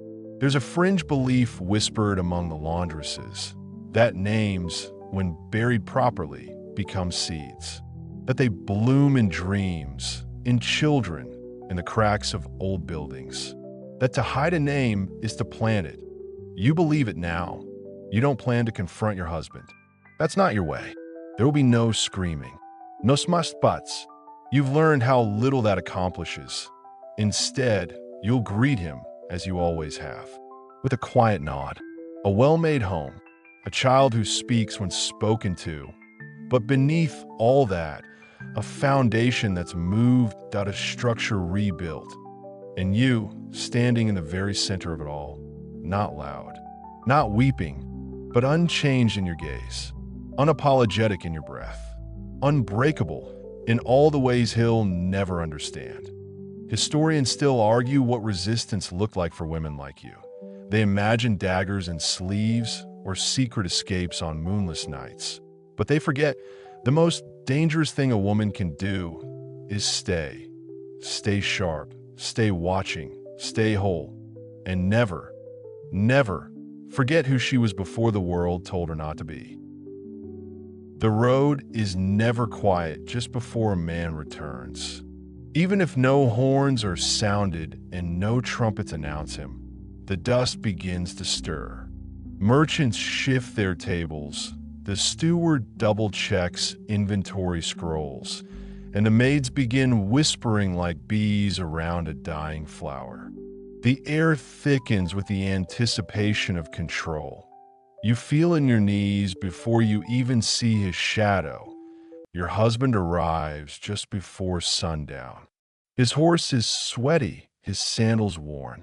He looks tired, but his eyes scan the courtyard with that old precision, checking for disorder, for cracks, for deviation. You stand in the threshold, a clay jar in your hands, and greet him with a nod so perfect it might as well have been taught in temples. The second wife returns a few days later, eyes sunburned and voice brimming with praise for the sea. She kisses your cheek and says she missed the garden's figs. You smile and offer her a bowl of them. You've always known how to give someone exactly what they want without giving them anything at all. At a tea dinner, your husband eats slowly. He doesn't ask about the house. He watches it. Watches you that's when you know he suspects. Not anything specific, perhaps, but something has shifted, and he doesn't like not being able to name it. He praises the food, then asks, "Have you been managing the accounts?" You answer, "The steward has been thorough." It's not a lie. And you've kept to your prayers? Every morning. And the boy, he still speaks before being spoken to. Your son, seated beside you, lowers his head. You place your hand lightly on his shoulder. He's learning. Historians often wrestle with the role of obedience in Persian households, whether it was enforced through fear, tradition, or quiet mutual understanding. The truth is messy, eh? Sometimes, obedience is just the disguise you wear while building something else underneath. The days return to their old rhythms, but everything feels hollow. The second wife chatters, but it doesn't fill the air the way it used to. Your husband spends more time in his office, muttering over ledgers that don't quite add up because you've rebalanced them. Not stolen, just rerouted. Smooth point one evening. He asks if you've moved the grain again. You shrug. The southern wall was molding. He frowns. Why didn't I approve it? You smile. Because I knew you'd agree. He studies your face. You're clever. It's not a compliment. It's a warning. That night, he doesn't speak to you. Not out of anger, but calculation. Like a man measuring the distance between 2 points on a map he didn't draw. You dream again. This time, not of clay, but of thread. In your dream, you are weaving a massive rug. The kind made for temples or kings. But the threads are not silk. They're names. Women's names. Some you know. Your mother, your neighbor, the wet nurse who vanished after the summer floods. Others you don't, but they slide through your fingers like water. You wake before finishing the border, but the pattern stays in your mind. Interlocking, braided with fire, you begin sewing again. Not just messages now, portraits. You stitch the outline of your son's face into a curtain hem. You sew a scene of the market onto a pillow, including yourself, small, cloaked, anonymous in the corner. A detail No one will see unless they look. There's a fringe belief in your region that if you sew your likeness into something and then gift it to a child, part of your soul travels with them forever. You don't know if it's true, but you sew anyway. Not for magic, for memory. Then quietly you begin teaching the second wife, not overtly. That would frighten her, but in soft conversations. You show her how to fold cloth to hide a message, how to count inventory twice, once for men and once for yourself, how to speak slowly enough to sound uncertain, even when you know exactly what you're doing. She picks it up faster than you expect. "You've changed," she says one morning while watering basil. "You're not afraid anymore." "I was never afraid," you reply. "I was just waiting." For what? For the right time to stop waiting. Historians still argue whether women taught each other survival strategies intentionally or through osmosis. Some suggest mentorship among wives was rare. Others say it was the foundation of feminine resilience. You know the truth. It wasn't always formal. It was in the glances passed across the fire. The gesture of a hand placing a cloth just so. The whispered correction when no one else could hear. Women taught each other how to endure. And now you're doing the same point one night. Your husband drinks too much pomegranate wine. He asks you, with that false gentleness, "Do you remember when we married?" You nod. "I thought you were quiet," he adds. "I was," you say. "You're not anymore." "No." He stares at you, blinking heavily. You've made yourself bigger than your role. You tilt your head. "Or maybe my role was always bigger than you imagined." He doesn't speak again. He sleeps with his back to you. And in the morning, he is colder. But he says nothing. He doesn't punish you, doesn't demand an apology, because he knows. If he presses too hard, the surface might crack. And underneath, he would find someone he can't control. The days grow shorter now. Not by much, just a breath less light on the edge of dusk. But it's enough. You begin lighting the oil lamps earlier. You catch yourself watching shadows, not because you fear them, but because you finally understand their shape. Shadows only fall where there's light. And light, you've learned, is something you can make. The second wife has become attentive.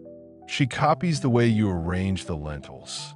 She mirrors your phrases when speaking to the steward. She even starts sewing small things again, badly at first. You don't correct her. Not yet. You become her horizon. And that, oddly, is more powerful than being her rival. Your husband has been quiet since that night. Not withdrawn, just strategic. He asks questions designed like traps. Where did the boy learn that prayer? Or did the steward always check the inventory twice? You reply evenly, not feeding his paranoia, but not denying the truth. You never say what you're thinking, which is, yes. The boy learned it from me. Yes.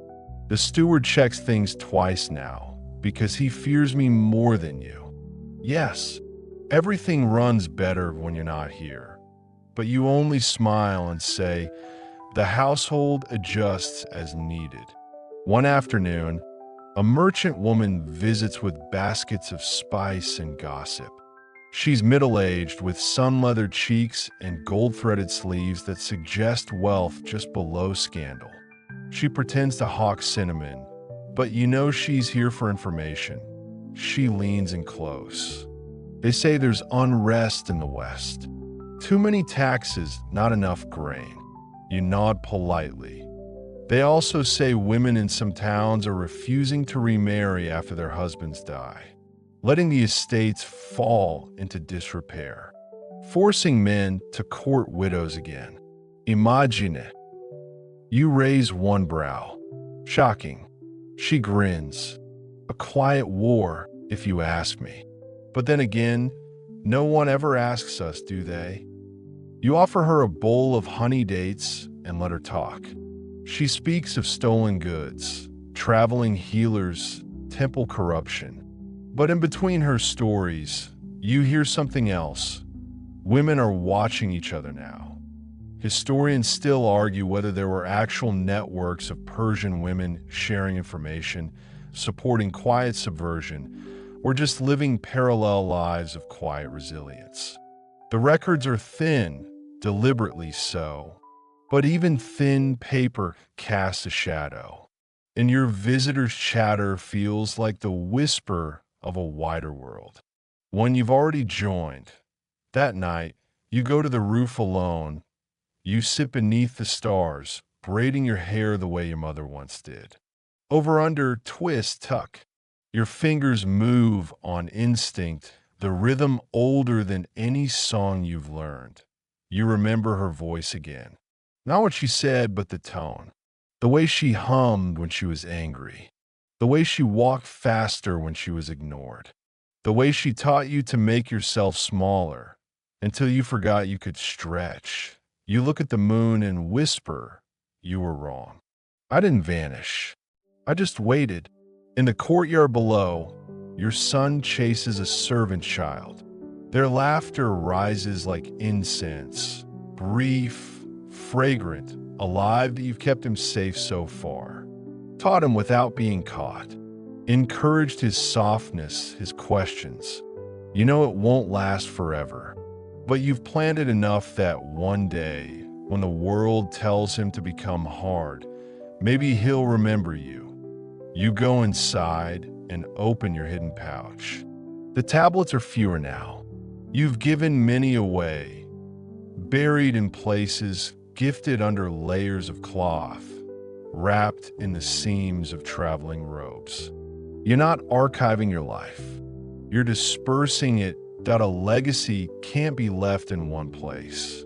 Not when places can burn. There's a fringe belief, told in rural hills near Ecbatana, that to scatter your story across many homes is to become unerasable, like smoke through 1,000 windows. Even if no one reads your story in full, they carry pieces of you. And one day, the right person will collect enough fragments to remember your name. You hold one of the final tablets. You don't need to write anything new. You just run your finger along the edge, like a farewell. The next morning, your husband announces he's traveling again. Briefly, north. Something about a cousin's estate dispute. You don't ask questions. You help him pack. But as you fold his robe, you tuck one small thing into the hem. A tiny piece of leather, inscribed with one phrase. The root is deeper than the leaf. You don't know if he'll find it. You don't care, because it's not for him, it's for whoever finds it later. For whoever needs to know that this household once ran on quiet strength, not loud rule. That its real center was someone who never shouted, but always saw. The second wife cries when he leaves. Not much, just a dab of the eyes and a hand or chest. She turns to you afterward and says, I never know how to make him stay. You place a hand on her shoulder. You don't need to, you whisper. You just need to know who you are when he's gone. She doesn't understand. Not yet, but she will. The day after he leaves, the wind changes again. Not the kind of change you feel in your bones. Not yet, but the kind that shifts the way curtains move, the way birds circle overhead. The second wife says it smells like rain. Your son says it feels like something's waiting. You don't say anything, but you feel it too. With your husband gone, the house exhales, not loudly, just enough to make the doors creak a little less and the servants step a little more freely. The second wife stops wearing the perfume he likes and instead smells faintly of rosemary. Something cleaner, fresher, hers. She sits with you in the kitchen now, pretending to pluck lentils from the bowl, but mostly watching how your hands move. You don't mind. In her quiet mimicry, you see what might have been you once. She breaks the silence one afternoon, voice small. Were you always like this? You don't look up. Like what? Certain. Untouched by everything. You pause. No, you say. But I learned how to hold still while everything else trembled. Historians rarely speak of this. The learning curve of womanhood. How you're not born knowing how to survive in a man's world. You absorb it lesson by lesson, like dye into wool. And some women never stop absorbing until there's no original color left beneath. But some learn how to stop the soaking, to dive back. You look over at her and soften your voice. You'll learn too. Just don't mistake silence for safety. She nods like she understands, but you know that understanding is still a season away. Your son, meanwhile, has started copying letters onto scraps of discarded papyrus. He shows them to you at night, proudly. Some are backward. Some are just squiggles pretending to be meaning. But you praise everyone like it's a royal decree. You'll write better than me one day, you tell him. He furrows his brow. But I won't be you. No, you smile. You'll be someone who remembers me. There's a quiet movement now in the city. A priestess fell ill, and the women at the temple have taken over some of her duties. Just temporarily, they say. But already, there's rumor that they're doing the job better, that the fire burns higher, that the incense no longer sputters. You hear this from a girl who sells onions. She leans in while wrapping your order and whispers, "They don't bow to men anymore at the altar." You blink. Really? Really? And no one stopped them yet. Historians still debate whether Persian women held spiritual roles beyond domestic rituals. The official records lean toward no, but the unofficial ones, the songs, the temple murals, the worn carvings on old door frames, say otherwise.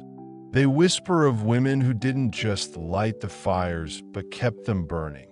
You think about this as you walk home, your basket heavy with onions, your mind heavier with possibility. That night, you gather the second wife and the steward's wife and one of the older maids. You tell them story, not of kings, not of gods, but of a woman who once stitched a message into her husband's robe and then forgot about it until the robe was buried and her words rose with the soil like seeds. That it's just a story. A tale over tea, but their eyes widen, their hands still, their breathing deepens, that they're listening, not just to the plot, but to you later when the second wife asks, "Did she ever get caught?" You just say, "She made herself too quiet to chase." There's a fringe belief in the mountains that stories, when told under a new moon, become part of the soil.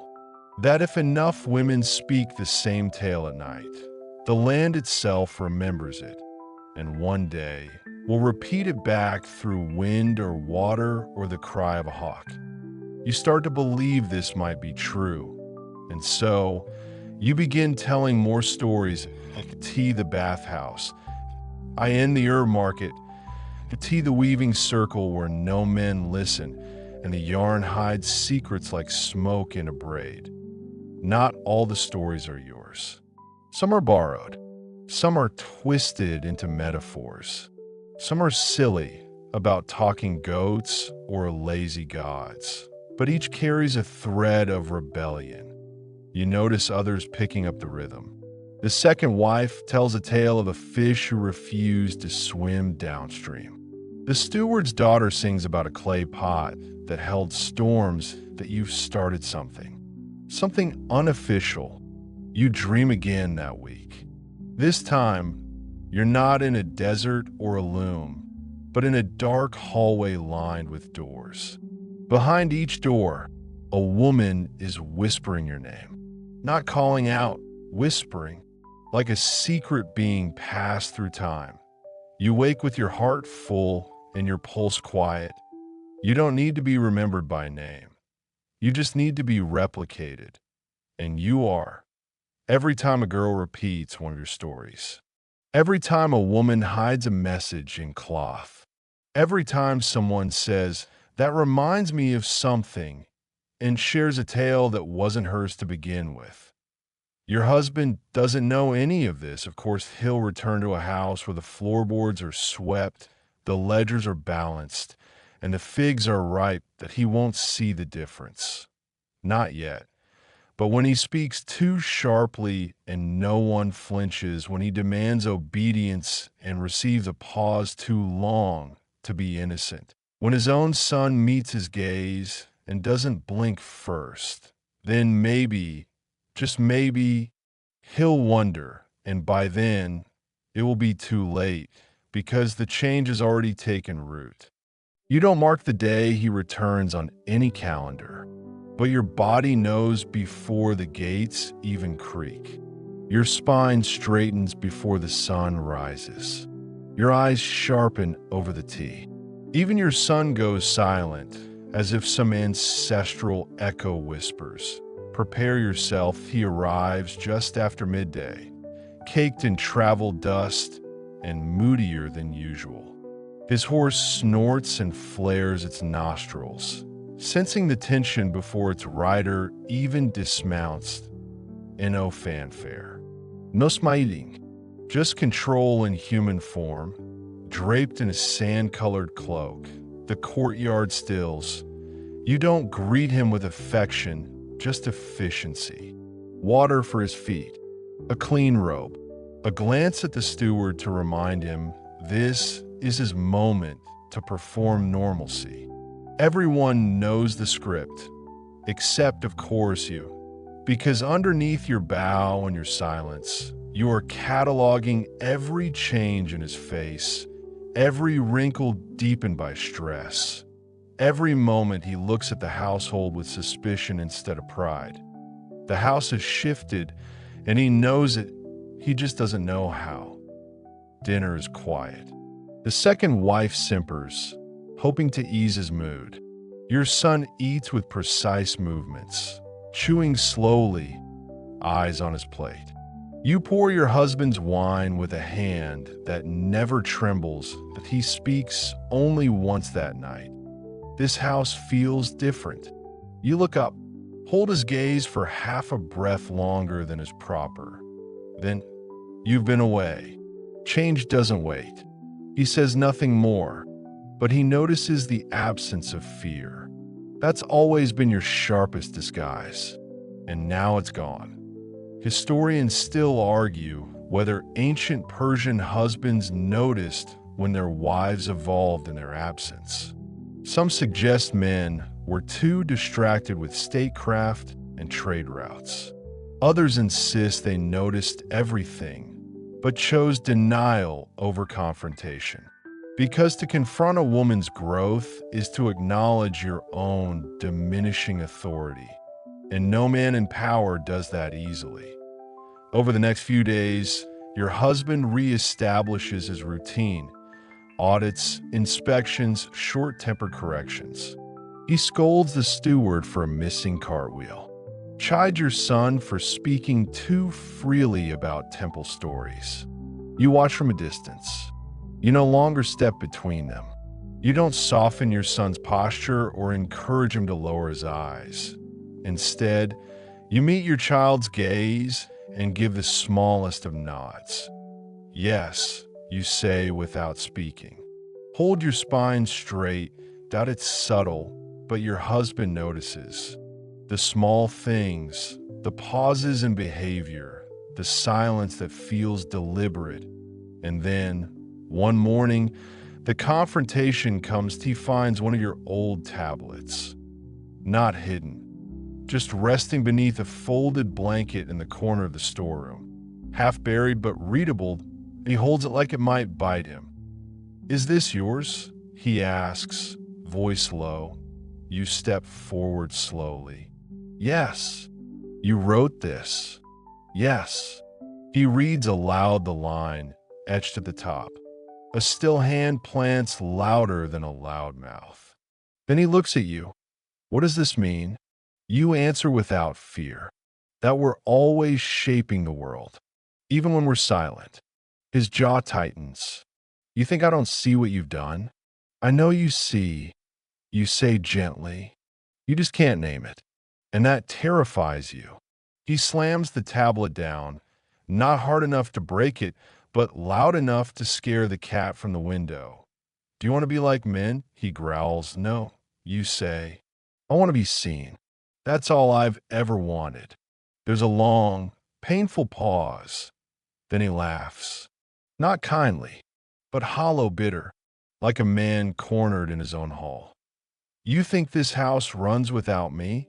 You smile gently, not mocking, not smug, just honest. It already has.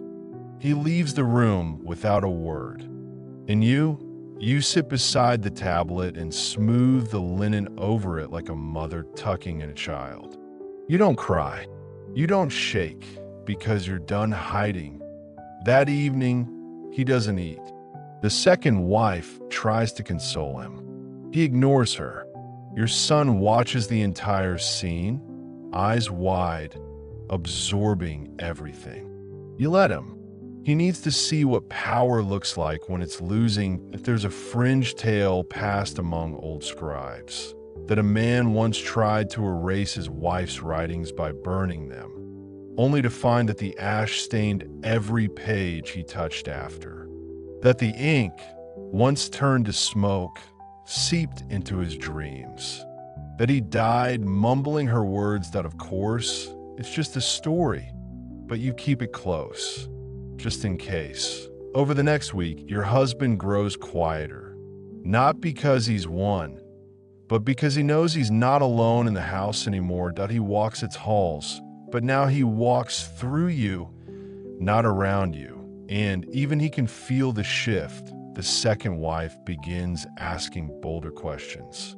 She requests a meeting with the steward to discuss the olive oil supplier. Your son starts correcting mistakes in household books. You stop double-checking behind them. Not because you don't care, but because you trust him now. Not to be perfect, but to try. Historians may never find your name. They may never see your face carved in stone or pressed into coins. But in the behavior of a child who speaks gently and refuses to cower, in the quiet bookkeeping of a woman who now tracks her own inventory, in a household that runs not on fear, but on order, you exist. And that is more permanent than marble. You wake up earlier than usual today, not because you must, but because your body has grown into the rhythm of vigilance. You stretch slowly, listening for sounds. No scolding voices, no slammed doors, no boots echoing against the stone floor. Just bird song and the low whisper of fabric as maids move through the house. You walk past the storeroom, pausing to glance at the space where the tablet was found. The shelf is empty now, not just clear scrubbed. A sign. Your husband doesn't want the memory of it lingering, but it does. The absence proves it was once there. That knowledge changes everything. You meet your son in the garden. He's crouched beside a bee, watching it wobble drunkenly over a cucumber flower. Do bees get tired? He asks, not looking up. Of course, you say. Everything with a heart gets tired. He turns and nods solemnly, like he's preparing for the day his own heart will wear out too.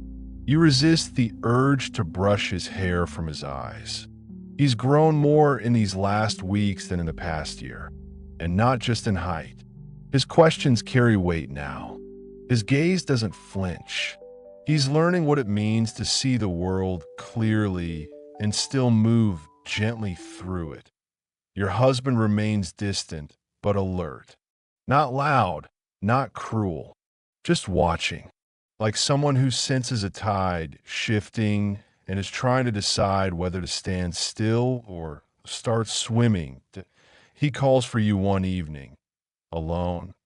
You enter the office he rarely shares. The door clicks shut behind you with the same finality as a courtroom gate. He doesn't look up at first, just gestures to the scroll in front of him. The tax levy was reduced, he mutters. More grain than expected. We'll need a new storage method. You nod. We already rearranged the storeroom. He glances up. You anticipated it. No, you say. We just adjusted early. Before being told, there's a beat of silence, then you've turned the servants into strategists. You almost laugh. Almost. I didn't turn them into anything. I just listened. He leans back in his chair, eyes narrowed. Do you want power? It's a trap, a sharp one. But you're not the same woman who used to check her words before she breathed them. No, you answer plainly. I want peace. And I've learned they're often confused for each other. Historians often frame power in binary terms. Who has it? Who lacks it? But you've lived enough to know better. Power is also the ability to choose. To wake each day and decide how you'll respond. To withhold fear. To give grace. To lead without needing applause. I don't trust this calm. Your husband mutters, more to himself than you. You smile, faintly. That's because it's not yours. He doesn't respond, but something in his jaw clenches, a twitch, a tremor.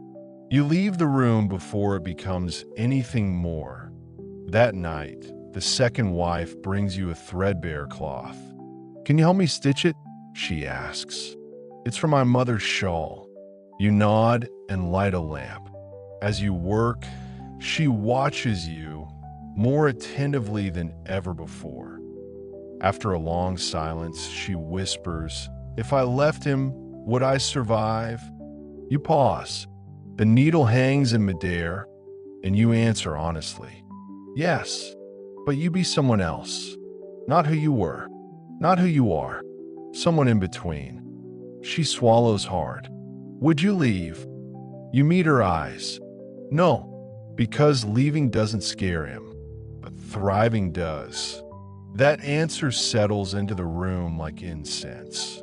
Soft, heavy, unshakable. If there's a fringe belief in old hilltop villages that a woman who weaves through a storm becomes stronger than the storm itself, that she becomes unblowable. A permanent fixture. A landmark that you become that. And she's beginning to see it. Later, you wrap the repaired cloth and hand it back to her. Keep it close, you say. It remembers more than we do. Your son begins writing on his own now. Not just copying letters, but full thoughts. Stories, observations, little fragments of philosophy only a child would consider. Why goats always look disappointed. Why stars are braver than people. You don't stop him. You encourage him. And you hide his scrolls the same way you once hid your own.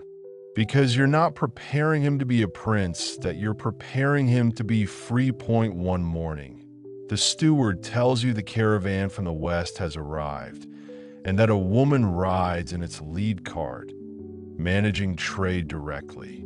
She signs the contracts, he adds, eyes wide.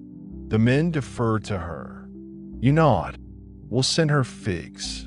Later that afternoon, the caravan passes.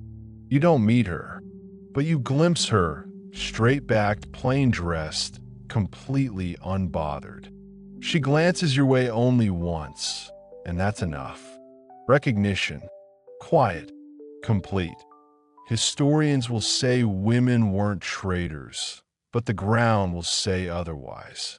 And so will the figs that be. Why evening, your husband announces another departure. East this time.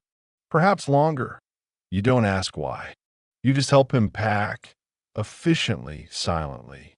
As always, before he leaves, he stops in the courtyard. Says your name. Just once, you turn to face him. He studies you a moment. Then low, don't let this house forget me. You tilt your head. That depends on how you want to be remembered. He frowns, you smile. Go safely. He leaves. And for the first time, you do not wait for his return. The gates close behind him. And this time, they stay closed a little longer. One rushes to sweep his tracks from the stones. No one lights incense in his honor. The air feels different, not lighter exactly, but clearer. Like after a long storm when the sky is still gray, but you can finally breathe. You stand in the garden with your son. He watches a snail drag its way across a fig leaf. It's so slow, he whispers. It's patient. You correct him that he thinks about that. Nods that he's learning in your husband's absence. The household moves without friction. The steward works with purpose. The second wife manages the wine stores. The younger maids hum, while working, songs from their mothers, not temple chants. No one asks permission. They act. They trust themselves that it's not rebellion. It's function. You visit the old market, where the fruit seller greets you like an old friend. Still breathing, he teases. Barely. You smirk, he leans closer. The caravan mistress, she's staying longer. Says she likes the way the women here walk like they own the stone. You raise an eyebrow. Do we? He shrugs. The stone thinks so. That night, you invite the women of the house to the rooftop that it's not a secret gathering. Not really. But no one mentions it to the men.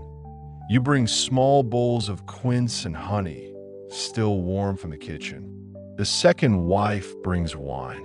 The steward's daughter, barely of age, brings a scroll with words she's copied from temple walls. Poems no man ever recites aloud. You sit in a loose circle, knees tucked beneath woven skirts. The moon is a sliver, sharp as a fingernail. I want to write a story, the girl says, nervous. But I don't know how to make it true. You touch her hand. Make it feel true. That's enough. Historians still question how ancient Persian women passed stories, knowledge, memory. They assume it vanished with the smoke of the fire. They underestimate the power of telling without recording. But every whispered story is a seed. And tonight, you're planting a garden. The second wife speaks up, voice thin but steady. When I first came here, I thought silence meant safety. Now I think it's more like soil. It can grow anything, good or bad. The steward's wife nods. Depend what you bury. You all sit with that for a while. Then, softly, you begin to tell a new story. Not about kings, not about gods, but about a woman who never left her home and still changed everything inside of it. They listen closely. Even the wind seems to hush. By the end, no one claps. That's not the point. They just lean back and breathe that you've started something again, that a ritual, maybe, or just a habit, but one that will outlast all of you, that there's a fringe belief, whispered among moon watchers, that when women speak in circles under a waning moon, their words shape the tide, that the sea listens, that somewhere waves crash differently because someone dared to say the truth out loud. You hope it's true. Even if it's not, it feels true. That's enough in the days that follow. Your son brings you a new scroll. This one contains a map, not of roads, but of people. A diagram of who listens to whom, who passes what messages, where stories land.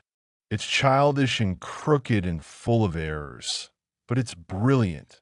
This is how it works, he says, pointing. The house isn't just bricks. It's people. If one part falls, the rest catch it. You stare at him, stunned. He doesn't even know he's describing you. You hug him longer than usual, because he's not just surviving, he's inheriting something more. One afternoon, a group of women arrive at your door. They're not friends. Not quite, but they've heard from the onion seller, from the caravan mistress, from a servant who once slept near the kitchen. They've come not with complaints, but with questions. How did you begin? What do you say when they try to silence you? Is it safer to stay or to go?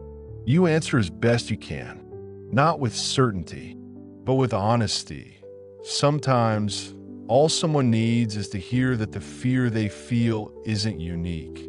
You teach them how to write on fabric, how to read expressions, how to fold a secret into a bowl of flour, so it looks like nothing at all. They don't thank you, not with words, but their eyes linger longer than necessary. Their fingers brush your wrist.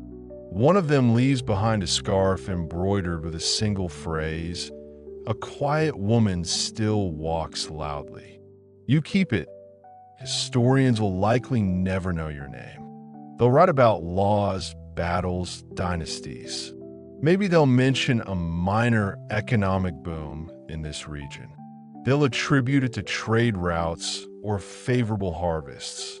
But you know better than it was you and women like you, running the world from inside kitchens and storerooms and rooftop circles. You wake to the sound of gentle rain, not the kind that floods or threatens, just enough to make the stones sigh and the trees lean toward each other in gratitude. Your son is already up. He's kneeling near the window, trying to count raindrops as they race down the clay sill. He loses track every time, but never stops trying. You stand beside him for a moment, letting the cool air brush your cheek. "Do you think the rain hears us?" he asks, without looking away. You think of the stories you've told, of the secrets passed from cloth to cloth, of the way the house bends differently now, like it's leaning toward your voice, of the women who now gather unprompted, bringing bread, bundles of herbs, questions whispered behind closed doors, and you whisper back, "Yes." I think everything listens, eventually.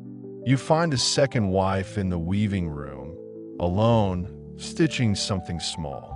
She doesn't hear you enter. "What are you making?" you ask. She startles, then lifts the fabric, a child's tunic, smaller than your son's size. "It's for no one," she says quickly. "Just practice." But you see the truth in her hands, the trembling, the cautious hope. You say nothing, because sometimes silence is mercy. There's a new energy among the servants. They move with purpose, but not panic. There's pride in their labor.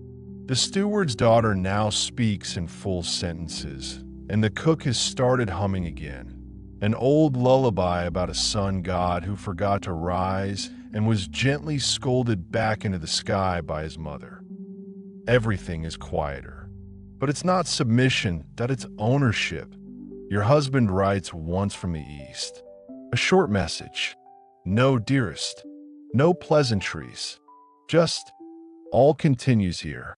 I expect order. You burn the tablet, not in anger, not in secrecy, that I in release." Historians still debate whether Persian women had legal power to reject correspondence from their husbands. Officially, they didn't, but there are references in margins, in satire poems, in temple scribbles, of women who refused to answer, who acted without reply. You join them now. The weeks stretch on. You stop counting. The caravan mistress sends you a jar of salted lemons. No message. Just the gift. You send back a scarf. The one the visitor left. It will continue its journey now.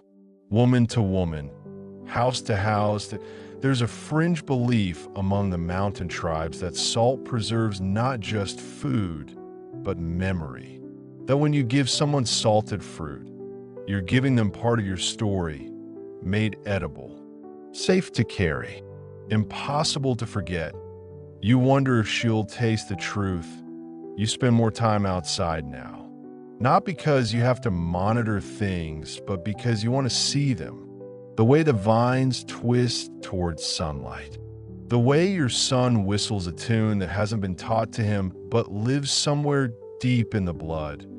He calls you one day to the far wall of the garden. Look, he shouts, pointing at T first. You see nothing, but then you squint, and there, carved just faintly into the base of the wall, is a series of marks.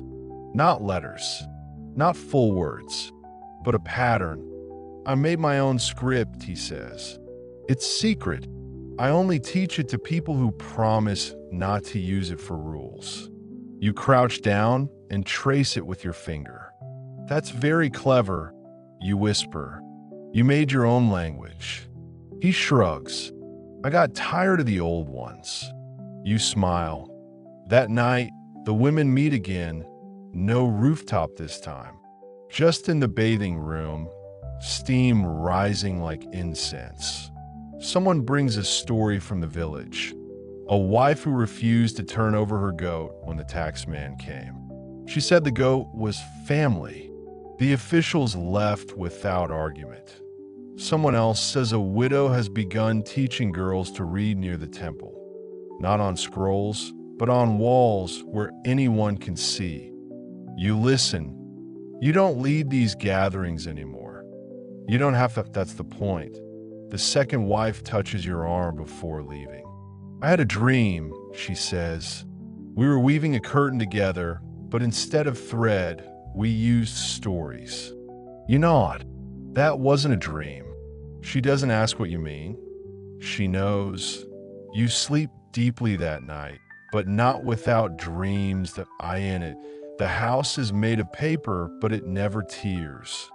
The windows are open. Women move through the halls, not quietly, but with soft, deliberate steps. Your mother is there. So is your son. The second wife laughs with her feet in a basin. A voice whispers through the doorway, over and over. You were never meant to vanish. When you wake, your heart is full. You get up before dawn and begin writing again. Not on a tablet, but on cloth. A message not for today, but for someone far off. It begins. I once lived in a house built of silence. I turned that silence into song. You don't know where the cloth will end up. Maybe buried, maybe burned, maybe passed through dozens of hands until the thread wears thin. But it doesn't matter, because it has begun, and beginnings are the most dangerous thing a woman can make. The weather turns warmer, not uncomfortably so, just enough that the walls of the house feel closer, the air a bit heavier, like it's waiting for a decision no one wants to name out loud. You open the shutters more often now. Let the light spill across floors that have seen too much pacing. Your son plays in the dust just outside, using twigs and pebbles to reenact myths that he's rewritten. In his version, the goddess never marries the sun god. She tells him to mind his own fire and rides away on a lion. You watch him from the doorway, amused and a little awed. Inside, the second wife has grown confident enough to correct the steward. Gently, of course, but firmly. He takes it surprisingly well. Maybe because even he knows the house has shifted. Or maybe because a woman speaking her mind, in this house at least, no longer feels like an act of treason. A tea night, the other women still gather. The courtyard becomes your circle now, Beneath trees heavy with sap and dust point one of the masks. What happens if they undo it all? If the men return and demand silence again? You don't answer right away. You pick up a stone. Hold it up so it catches the firelight. You can shatter this, you say. But even broken, it doesn't forget what it was. They nod. That's enough. Historians still debate whether the domestic power women held in ancient Persia was sustainable or just fleeting. Some say it depended entirely on the man of the house. Others suggest it was like smoke, invisible but everywhere, impossible to grasp and equally impossible to fully eliminate. You think they're both wrong that it wasn't smoke. It was roots, and roots keep growing long after the tree is cut down. One day, a messenger arrives, not from your husband, from another household farther south, near the edge of the salt plains. A woman there heard of you, from a trader or a servant or a scribbled fragment wrapped around cinnamon bark. It doesn't matter how. The letter says simply, I thought I was alone. I'm not. Thank you. You fold it neatly, press it between the pages of your son's notebook. Not for hiding, just for keeping. One day he'll see it. Maybe when he's older, maybe after you're gone. He'll read the cramped lettering and wonder what it meant to be the kind of woman who received messages like that he'll know it means she mattered. The second wife begins writing too. At first, only at night, then during daylight in the open. She copies prayers, records recipes, adds footnotes about which cousins are secretly cowards and which aunts you should never trust with garden tools. You don't stop her. You hand her the ink yourself. The steward's daughter takes over some of the accounting. She's better than her father, honestly. He knows it. He even seems a little proud. Even younger servants move differently now, like they belong. Because they do, there's a fringe belief in old desert tribes that when a woman builds a home from dignity instead of bricks, that home becomes sacred ground. That even if it falls apart, anyone who steps across it will know it was once whole. That the wind won't blow through it the same way. You feel that now. Even with your husband's absence hanging over you like a paused sentence, the house is whole. Not in his name, but in yours. You wake one morning to find your son has drawn a mural in the dust on the courtyard wall. It's not fancy. Just finger lines and smudged outlines dot a woman with long hair. A cat curled at her feet. A scroll in her lap. He shrugs. I wanted to draw what peace looks like. You kiss his forehead. That afternoon, a girl from a neighboring village arrives with questions. You sit with her over dates and mint water, teaching her how to fold secrets in a thread. She leaves with a handful of herbs and more knowledge than she expected. Another seed planted by evening. The women gather without being called. The circle is larger now. A few unfamiliar faces. But no one hesitates. Someone sings. Someone recites a prayer that sounds suspiciously like a lullaby. The second wife laughs so hard she snorts, and no one mocks her for it. You watch them. Not as their leader, as their witness. There's nothing louder than a house full of women who trust each other. When you sleep that night, you dream of a flood, but instead of drowning, the women float. Not flailing, just drifting together, faces turned toward the sky. Unafraid. When you wake, the air is heavy with the scent of rain again, and somewhere deep in the belly of the house, you hear something new, not footsteps, not a door, but the weight of change settling, not loudly, but forever. The knock comes just after sunrise that you're not surprised. You've been expecting it. not from fear, but from certainty. No change this deep, this wide, goes unnoticed forever. It's a messenger, not a servant, not a soldier, just a dusty man in travel-worn robes holding a tablet like it's heavier than it should be. T-bows. Your son watches from behind the curtain. He's not afraid, just curious. You thank the man, take the tablet, and read that he is returning, that he requests readiness, that's all. Not a plea, not a threat, just a sentence that sounds like a test. You don't flinch. You call the second wife, the steward, the daughter, the cooks, even the girl who cleans the garden paths. We tidy, you say, but we don't erase. There are no panic scrubbings, no hidden scrolls, no hushed warnings passed between clenched teeth, just a quiet consensus. The house will meet him as it is, not as it was. Later that evening, the second wife asks, what if he tries to undo all of it? You look her in the eye. He can't. We didn't build this for him. And she breathes in, long, deep, free. Historians still argue whether women in ancient Persia ever reached true autonomy inside their households. The records show glimpses. Land ownership in Elam, wills signed by matriarchs, scribes who were clearly not men. But none of it forms a neat picture.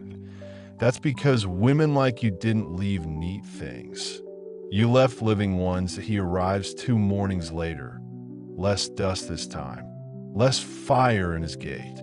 Age has settled into his shoulders. The house is not the same. The silence is deeper, but not fearful. The walls seem taller. The floor doesn't creak where it used to. It carries weight differently. That he notices, that he looks for you first. You meet him in the garden. You've chosen to sit, not stand, and you don't rise when he enters. That he pauses, uncertain. You gesture to the bench across from you. There's room. He sits slowly. The second wife appears with wine. She pours it with perfect balance. No trembling.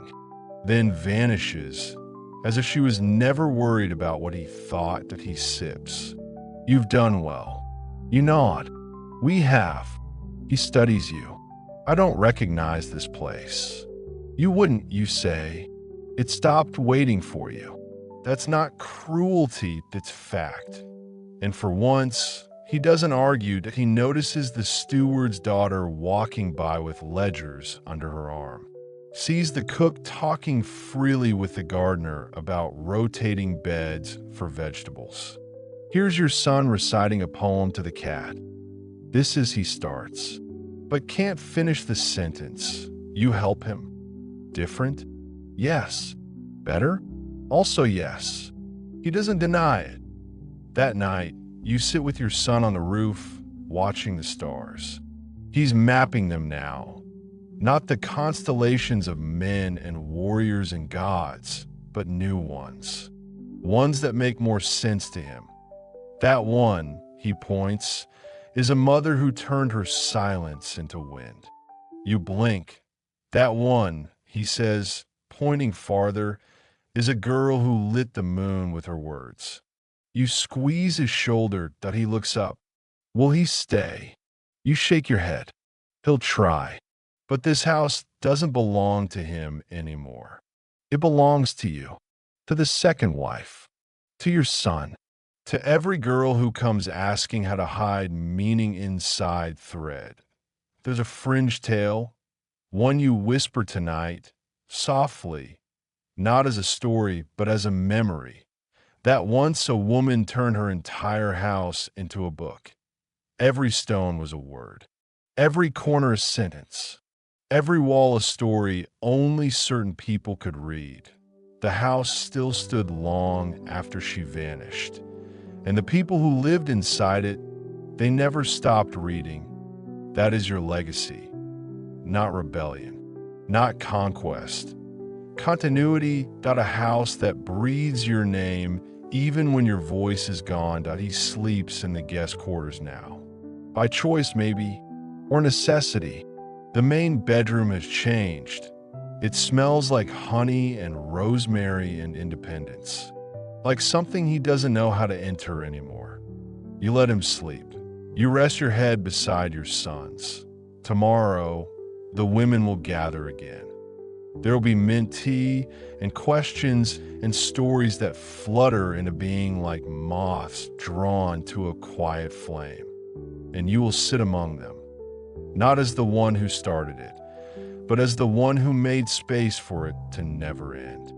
So now, as the night fully settles and the stars blink overhead like the quietest applause, you lie back, just a little heavier in thought, and maybe a little lighter in heart. The house around you isn't silent anymore, but it hums gently like it's breathing with you. A breeze slips through the open window, curling around your feet, brushing your cheek. And if you listen just right, it sounds like whispers, women's voices old and young, laughing softly between stories they were never supposed to tell. Your son shifts in his sleep beside you. His hand still clutches the corner of that notebook. The moonlight turns the scribbles on its cover into something sacred.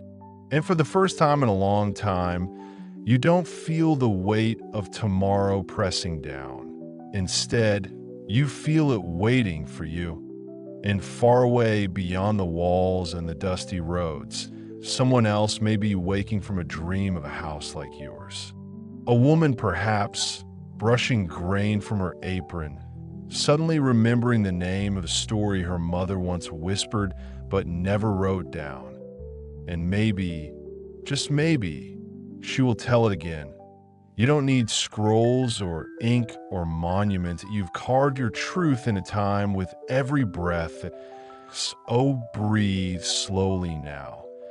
Feel the thread of your own story unwind and settle gently beside you, that you've made it through storms, silence, and stone. And still, you're here. And now it's time to sleep. Let the house protect you. Let the wind carry you. And let the stars remember your name.